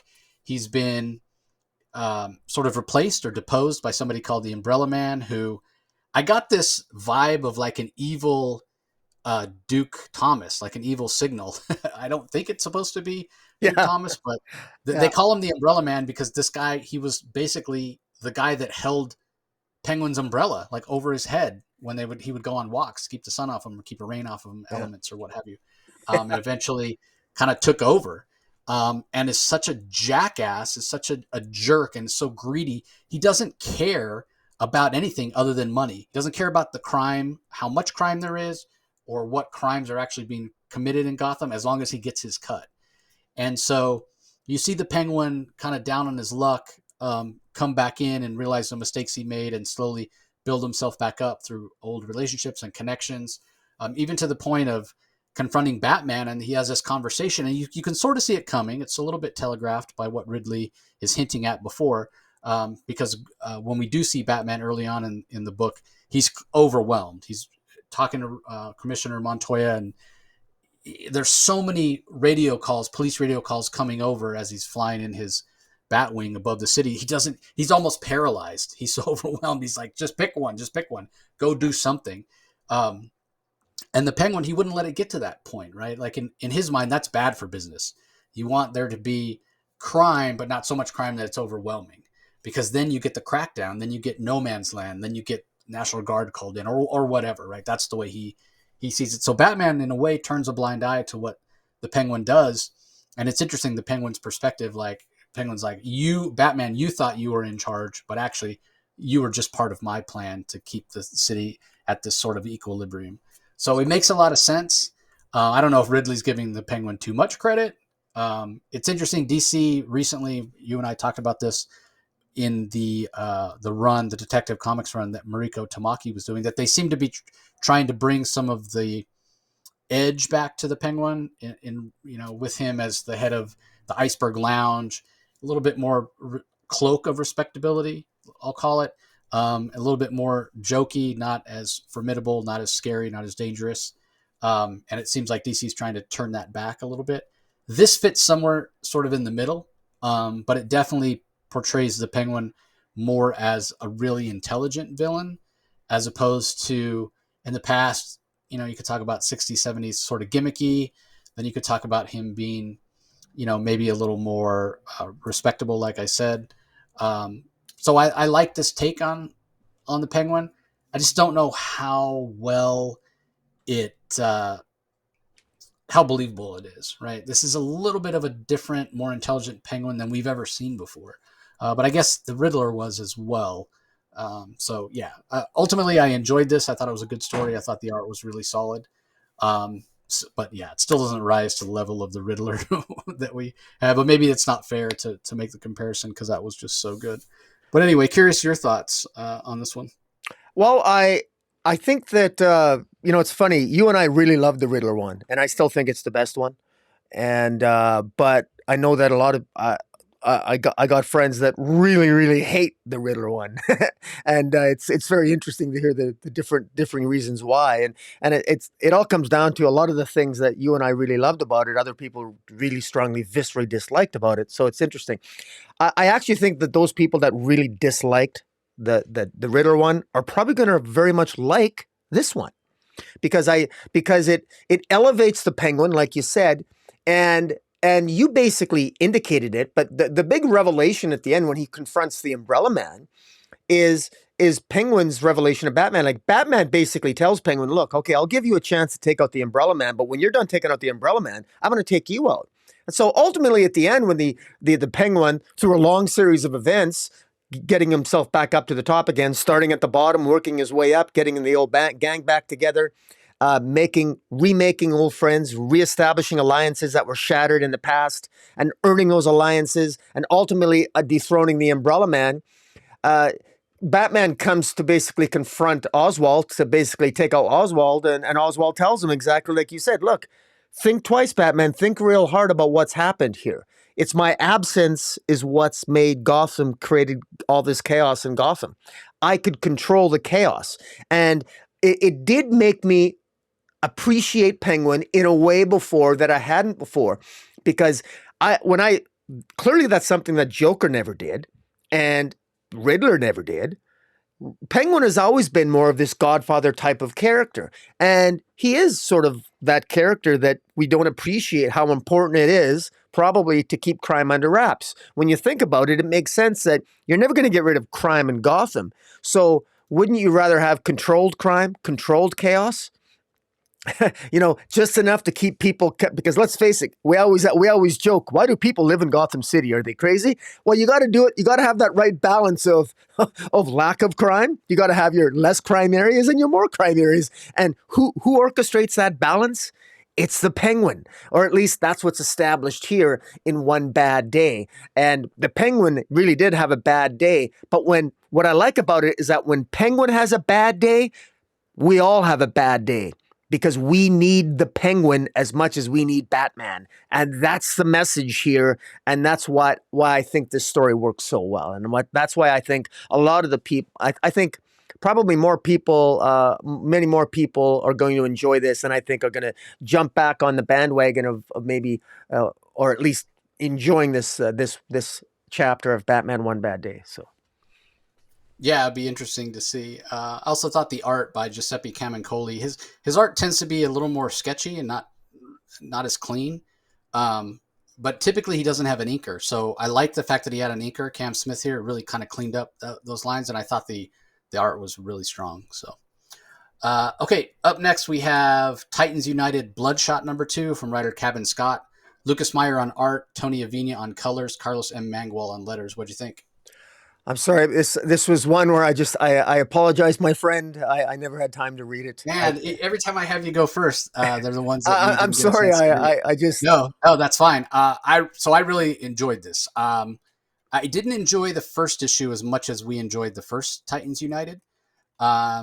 Maybe it's because I don't really have. I never really cared for Brother Blood.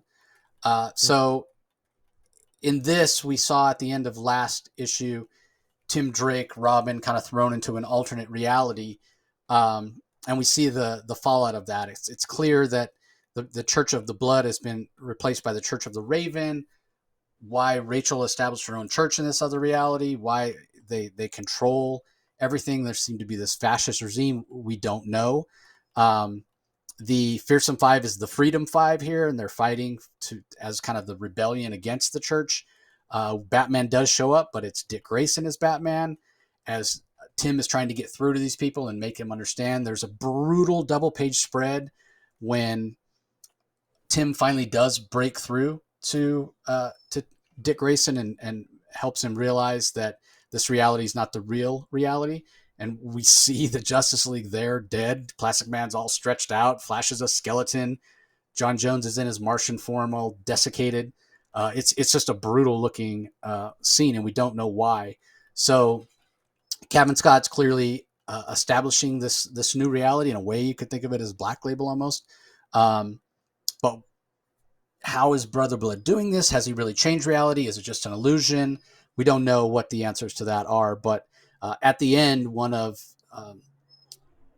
Raven's enforcers, one of the enforcers of the Church of Raven shows up. And we see that it's Starfire on the final page. And I was enjoying the art throughout. I thought it was really strong line work and color work. But when you get to that final page and you see Starfire in this, they call her the Inquisitor, I think, and you see her in this costume,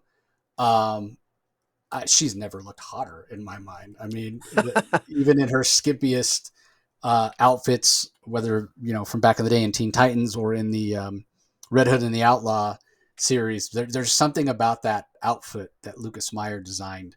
I'm assuming it's his design. That's just fantastic. So the art is so strong, and this is just a really, really fun series. It does share that with the first series. Rocky and I, we talked about it throughout, how it's continuity free. It's very new reader friendly. Kind of the mistakes that we wonder about, if they are mistakes, or those choices that DC made with Black Adam in the hands of Priest.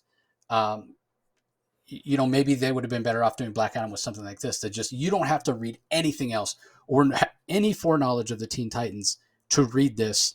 It does help to have a little bit of context in terms of knowing Brother Blood is a classic Teen Titans villain. But other than that, and even that isn't really, necessary. It's not crucial to the story. But this is just a lot of fun. The interaction, the artwork, the color work, everything is handled really, really well. So Cavan Scott's quickly becoming a writer that I feel like I need to pay attention to. And he definitely has affinity for these characters. And I didn't even mention the covers. We talk about covers periodically. Every one of the covers on here is fantastic. I think Ed Benes, No, Eddie Barrows. Sorry, Eddie Barrows does the main cover. Then Derek Chu has a cover. Ed Benes and Danny Ribeiro have a variant cover, and then there's a Black Adam movie variant. Like, I mean, the covers on this are just fantastic. And yeah, there's one of Starfire. She's in her traditional costume, but she still looks gorgeous. Oh, So, she's yeah, yeah. all the Even covers even when you even when you draw Starfire, even when you try to de-accentuate the breasts, they still seem to pop out, which is fantastic. You know, so there's still something to love about the Purian fanboy for me. In me, still can still enjoy a good Starfire cover, no matter how much an artist tries to make it perhaps more through the female lens.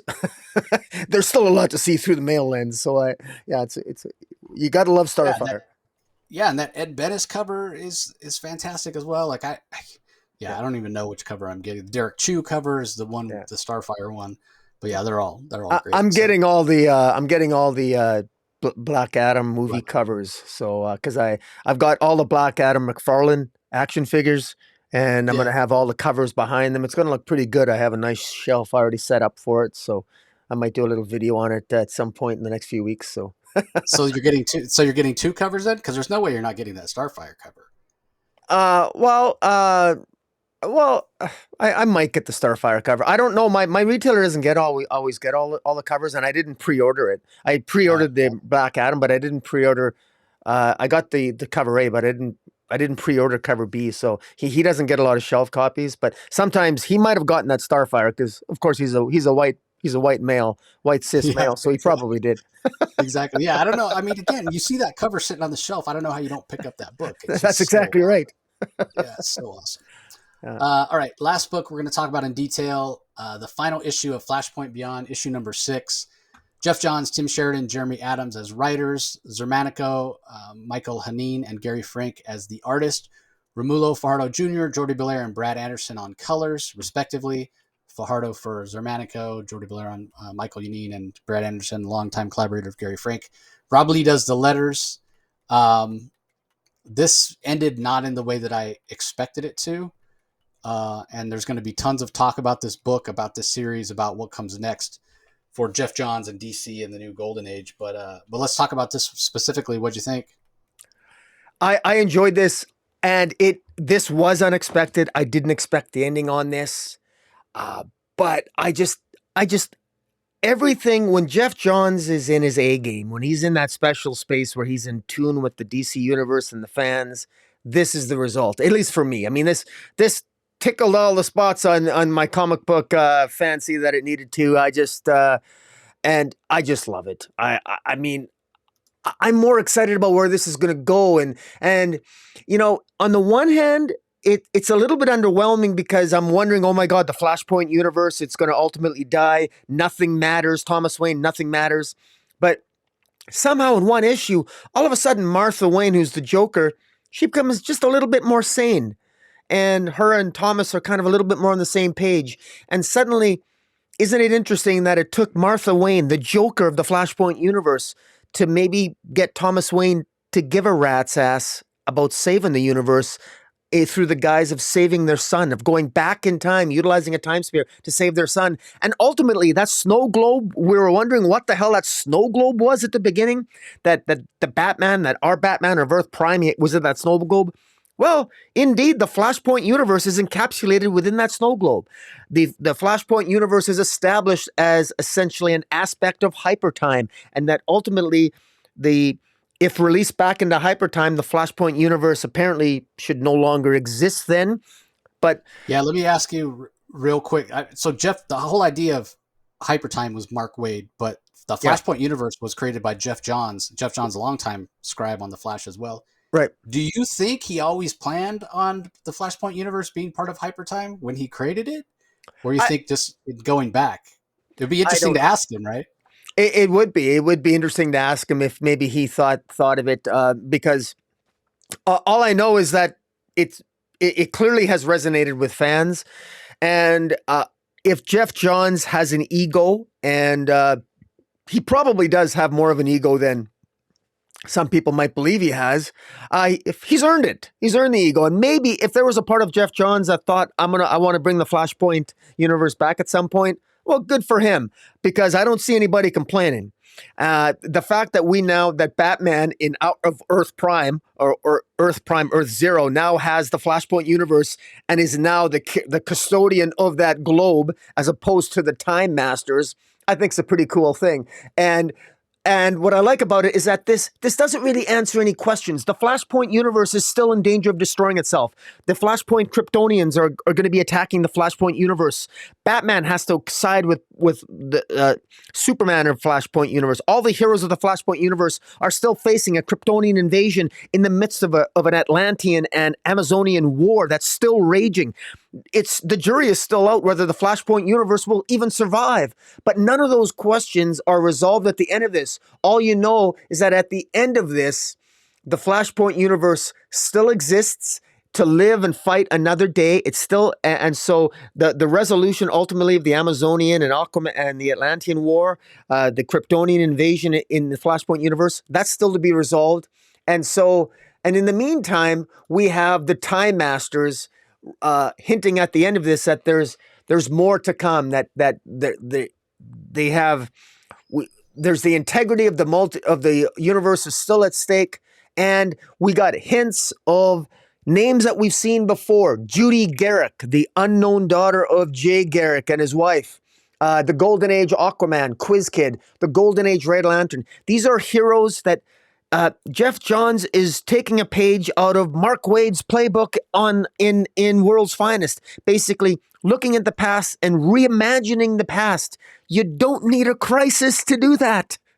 And they're doing it right. We just do it. Having a story like this saying, oh, by the way, did you know that there was a Golden Age Red Lantern or John Henry Jr. or who the hell is Cherry Bomb? Salem the Witch Girl, Ladybug, Molly Pitcher, Betty Ross, the Golden Age Mr. Miracle, the Golden Age Legionnaire. This is so cool because it's calling upon the past, the present, and the future of the DC Universe, encapsulating them in what might be a revitalized Justice Society of America. And this is all in the final pages. And then, of course, we get hints of this new character. We're not sure who it is, but this new character appears to be... I'm not sure what her name is. Oh, Cleopatra Pak is her name. And she appears to be a Watchmen character. And what role is she going to play? Well, she's looking for the Watchman. And so I don't know if that means the Watchman. Who is the Watchman? Is she referring to Dr. Manhattan? Who is she referring to? Who is this Cleopatra Pak? And it looks like she's got I forget the name of Dr. Man or the cat there. That was Ozymandias' cat. I forget the name of his cat or his lion pet, but that's what she has there. It's the same pet, but I forget his name. Biazo Boof or something. Anyways, but man, this just hits all. It just. I love this, and we got a new dynamic duo. We got Harvey Dent's son, the new Robin, and. Meanwhile, we got Martha basically telling Martha as the Joker is still sort of captured by Thomas, her husband, and basically they're going to be, she tells him at the end, this captured Martha Wayne Joker telling her husband Thomas Wayne and his sidekick saying, go kill some Kryptonians because Flashpoint Universe is under attack. I want to see the sequel to this so bad. I think it's so much fun. I love the Flashpoint Universe and I thank Geoff Johns for it. I just got a smile on my face reading this. And I don't know, man, between Mark Waid and Geoff Johns, and Jeremy Adams on the Flash. It's they captured the essence of the DC universe. I just wish Joshua Williamson on Dark Crisis was a little bit more on board, but we shall see. What do you think? Yeah, interesting that basically what Johns does here establishes the Flashpoint universe as always being around, right? Part of hyper time, and like I said, wonder if that was always John's plan to do that. Yeah. As far as the new characters, yeah, there's 13 other new characters. You ran off some of the names. And, they're going to be appearing. Some of them have never appeared before. Some of them have been referenced before. who they are, how they fit into this new golden age that John's building. I just hope that the stuff can come out on time. I know he likes to work with Gary Frank a lot. Frank's not exactly the fastest artist. And then there's times, that being said, there's times where he's waiting for Johns to get him the script because Johns is busy with film and TV work. So, I hope that they're invested, and we'll have to see. As far as the character that shows up on the last couple pages, Cleopatra Pak, this is actually not the first time that we've seen her. She did have a cameo appearance in the final issue of Doomsday Clock. She did. As a character named Nostalgia, I think. Oh, okay. I'll have to go back and reread that. Yeah, she doesn't. She's referenced by name in that, but we don't see her in as clear a way as we do here. I mean, she's just wearing like this purple dress. The cat is there next to her. She's mentioned as Cleopatra Pak. She's obsessed with the rise and fall of Ozymandias. So I would think of that as like her first appearance cameo, and this as her first full appearance. So spec alert if you're so inclined. And those last couple pages are drawn by Gary Frank, and there is a Gary Frank cover that's absolutely fantastic, kind of reminiscent of the DC Rebirth special that had everybody in tears with Wally and Barry reconnecting. So kind of a different perspective on that. But yeah, what this reminds me of, it's so good. It was Johns did a really great job of tying everything up together in this sixth issue. I wasn't sure that all the threads would come together, but they did really, really well. Obviously, there's still mysteries to be solved and questions to be answered. But the one thing that I didn't like about this, sort of bittersweet in a way, is that it sort of reminded me of what was possible. Like, I feel like this should have come out like, I don't know, 5 years ago or whatever. Like, it reminds me of the ball being dropped with Rebirth. Rebirth started off so strong with the Rebirth and then the Titan series that Johns was involved in. And then really he was involved in consulting with the creators on a lot of the books. They talked a lot about that at WonderCon that year when everything was announced. And then the Button with the Batman Flash crossover, but then things and Doomsday Clock but then things just started timelines started elongating, right? Because things were late. And then they changed Doomsday Clock to a bi-monthly. I mean, 12 issues takes 24 months to come out. By that time, everything was wonky and screwed up and it just didn't work. So it's clear that John still, even though it's not his main focus anymore, he still has so much talent and so much love for the DC universe and such an ability to weave together these disparate parts that don't seem to work. Like, he just has this knack that nobody else seems to have, even as passionate as they are. Joshua Williamson is one of the biggest DC fans that I know. So was Dan Didio, for that matter. But, we see that Williamson just doesn't quite have the knack, at least to the level that Geoff Johns has, of bringing in past events of the DCU and making them make sense and using it to propel stories forward. Yeah. And so, it makes me sad that Johns doesn't devote his time to comics full time. Yeah. I can totally understand why. There's way more money in TV and film, and that's what he went to school for. So I totally get it. But as a comic fan, I'd be lying if I said that I wasn't disappointed that he isn't like the editor-in-chief of DC Comics or the publisher calling all the shots, Yeah, I just imagine the continuity that we would have if that were the case. Yeah, and I thank you for mentioning the narrative plot point of a letter, because the original Flashpoint series ended on a letter given by Thomas Wayne to his son Bruce, and it was the emotional core of that story, and it was the emotional core even of the Flashpoint Paradox animated cartoon, and it really it formed the emotional basis of that entire story, and to use that technique again by having a letter, because at some point Batman, the Time Master here, I mean, says to Batman, what made you think that you can't rely on Thomas Wayne? Thomas Wayne will destroy the Flashpoint universe. He'll let it die. I mean, why would you have faith in your father? And Batman says, because I know my father, and because of a letter that he wrote me. And then he told me. Yeah, he basically said in the letter that he would fight for him, and he would fight, and it's all in the letter. And to have the action play out with the letter. It's one of those things where when I read this the second time, I skipped ahead and just read the letter full and uninterrupted without the pictures, and then I read it with with the visuals, and it's just as impactful, and it works, especially if you're a Flashpoint fan, and even if you're not a Flashpoint fan. Full disclosure, I wasn't a huge fan of the original Flashpoint series, to be very blunt. I thought it was good, but I didn't think it was great. I have a better appreciation for it now because of this, and just because it's gained such a high status in the DC universe. And Geoff Johns, let's just call it what it is. I mean, Geoff Johns is just the best writer that DC has ever had. I mean, just I don't think there's anyone that really comes close. Wow, that is a bold statement. I'm just gonna say it. I mean, he's just because time and time again, I don't know how many times has this guy got to come back and save the DC universe. And I got to give a shout out to Doomsday Clock. The omnibus is out. Omnibus is out. Get the Doomsday Clock omnibus if you can afford it.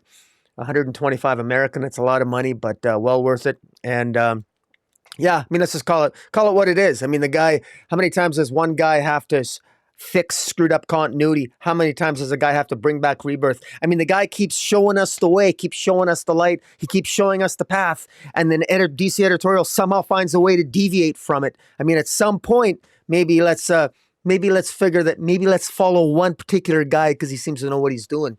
And in any event, I'll that's the big hot take for the day. How's that? Yeah, that is a spicy take for sure. Yeah, I wasn't the biggest fan of the Flashpoint idea.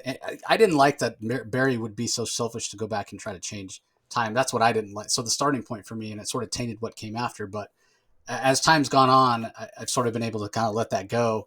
And the other thing that this does, this Flashpoint Beyond, is it expands the scope. I mean, Flashpoint Beyond was already such a huge story and big scope, and covered the whole world. But now we're going beyond the Earth, right? With the Kryptonians. Obviously, Krypton didn't explode.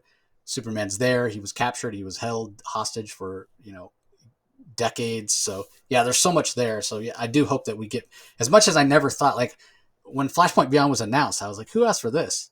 But I was pretty confident that it would be good because, again, it was Geoff Johns.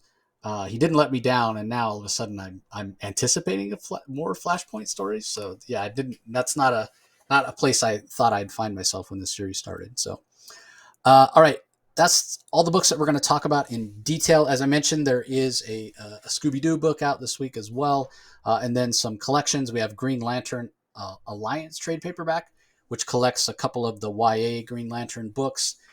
Doom Patrol by Rachel Pollack omnibus hardcover. There is a Noon Teen Titans omnibus volume 1 hardcover. This is the Wolfman Perez run, that classic critically acclaimed run. If you've never read it, here's your chance to pick it up in an omnibus. Aquaman Green Arrow Deep Target trade paperback that we reviewed, where Aquaman and Green Arrow go Freaky Friday if you're so inclined. From DC Horror line, Refrigerator Full of Heads has a hardcover. And then speaking of George Perez, his Wonder Woman run that started in 1987 that he wrote and drew has its first omnibus hardcover out this week as well. And then finally, there's a Black Adam box set trade paperback with, I want to say it was Boss Logic that did the cover of Black Adam that's digitally painted, and it's Black Adam looking like The Rock. Which I saw somebody post on social media in giant letters. This is what Black Adam actually looks like, and he actually has hair with the widow's peak. That's how I always looked for years. Okay, you're not talking. Are you talking about the Ben Oliver one? Is it Ben Oliver? Well, yeah, this is the no, that's not the cover. That's not the cover. Okay, this is pretty good too, though. This is a reprint of Black Adam #1, so it's pretty cool. Yeah, the box set has the Black Adam Justice Society Black Rain. Right. It has 3 different trade paperbacks. That's one. And then it has Shazam Volume 1, which is the backup stories that Geoff Johns told in Justice League. And then, let's see, the final one collects Black Adam Rise and Fall of an Empire, which is the series. I think it was a mini series that came out after the 52 weekly. So if you're a big Black Adam fan, or you go and see the movie with The Rock and you want to check it out, that's a great way to get some more Black Adam content. So, all right, what's your favorite DC book this week? Well, my pick of the week is it's got to be Flashpoint Beyond. I like it too much. Flashpoint Beyond is definitely my pick of the week. There's some honorable mentions there, no question about it. but I would have to go with Flashpoint Beyond with uh, honorable mention to the Flash. The What about you? Flash, interesting. Yeah. Yeah, I'm glad you picked Flashpoint Beyond because I was trying to decide between that and Nightwing. But since you picked Flashpoint Beyond, I'll pick Nightwing. Anytime a comic has me doubled over with laughter um, in one part of the story, uh, cringing at the bad Batgirl joke in another part of the story, and then asking myself out loud, "What the hell?" when Rick Grayson shows up in the final panel. That's a great comic. Yeah. So I'm gonna give my nod to Tom Taylor, but I'm glad you picked Flashpoint Beyond because yeah, that was fantastic as well. Well, that's good. So yeah, anything else coming out this week that you want to plug? Well, I I just every week I do an indie comic review with Jim at Weird Science, and we do that, and you can check that out on my channel. We review Starhenge, Liam Sharp's fourth issue came out this week. I thought it was pretty good. I'm really enjoying Starhenge. It's quite good. It sure Um, is. and also Minor Threats by Patton Oswalt is a really fun series if you like sidekicks and you like sort of a more of a darker take on that, but also a comedic take and with some good character work and dialogue. Definitely check that out. And there's just so much great indie love. There's a lot of really good indie comics out there. So I noticed that you had some interviews that you did lately. What have you done? Yeah, the latest one that came out Monday today as we're recording this. So yesterday, if you're listening to the DC Spotlight on Tuesday, with J.M. DeMatteis, one of my favorite writers, been in comics for decades. He's got a Kickstarter campaign going on right now for 4 different series with 4 different artists. And if you join the campaign, then you get a vote on which one continues first. He's hoping to get to all of them, or maybe if the votes for all of them are real close, he'll just do another anthology through Kickstarter. So he came on. He's been on the show before. He came on to tell me all about, not spoilery, but let us know, give us the elevator pitch for each of the different series. We also talked about his novella, which came out earlier this year, called The Excavator, which I cannot recommend highly enough. One of those books that I bought. It's available on Amazon digitally to read on the Kindle for 99 cents. 99 cents. Like, Wow. how can you beat that, right? And so I got it, and I was like, okay, I'm going to read this later. Let me just check out the first couple pages. I read the whole thing. I was going to go get myself something to eat.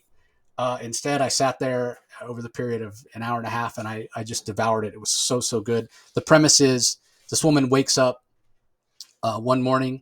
She sees this young boy standing at the foot of her bed, and she's like, what's this strange kid doing in my room? And then he jumps in bed, climbs up next to her, and she like pushes him off the bed, and the kid starts crying, daddy, what's wrong with mommy? Her memories of her son have been extracted from her brain. And if you're a parent, you realize just how terrifying that is. So it's a bit of a suspense thriller about, what happened to her, how it's resolved, all that sort of thing. But the best thing about it is how much it subverts expectations on who's the good guy, who's the bad guy, guilt and love and emotion and all that sort of thing. It's just really good. I can't recommend it highly enough.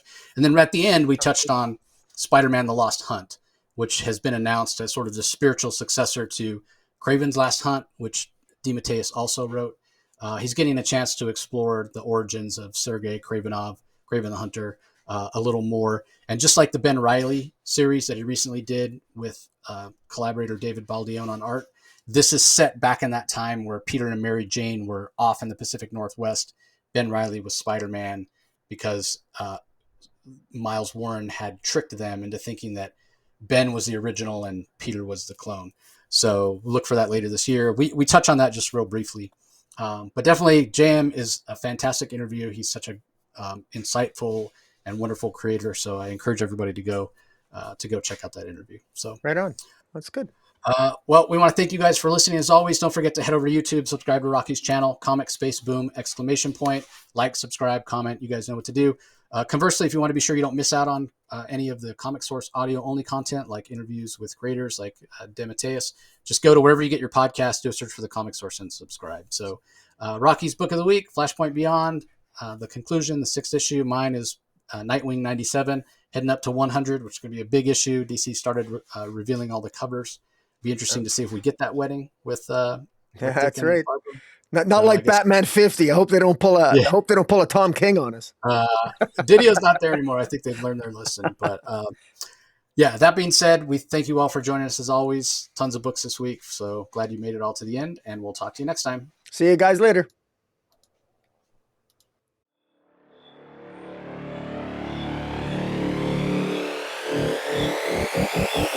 Yeah.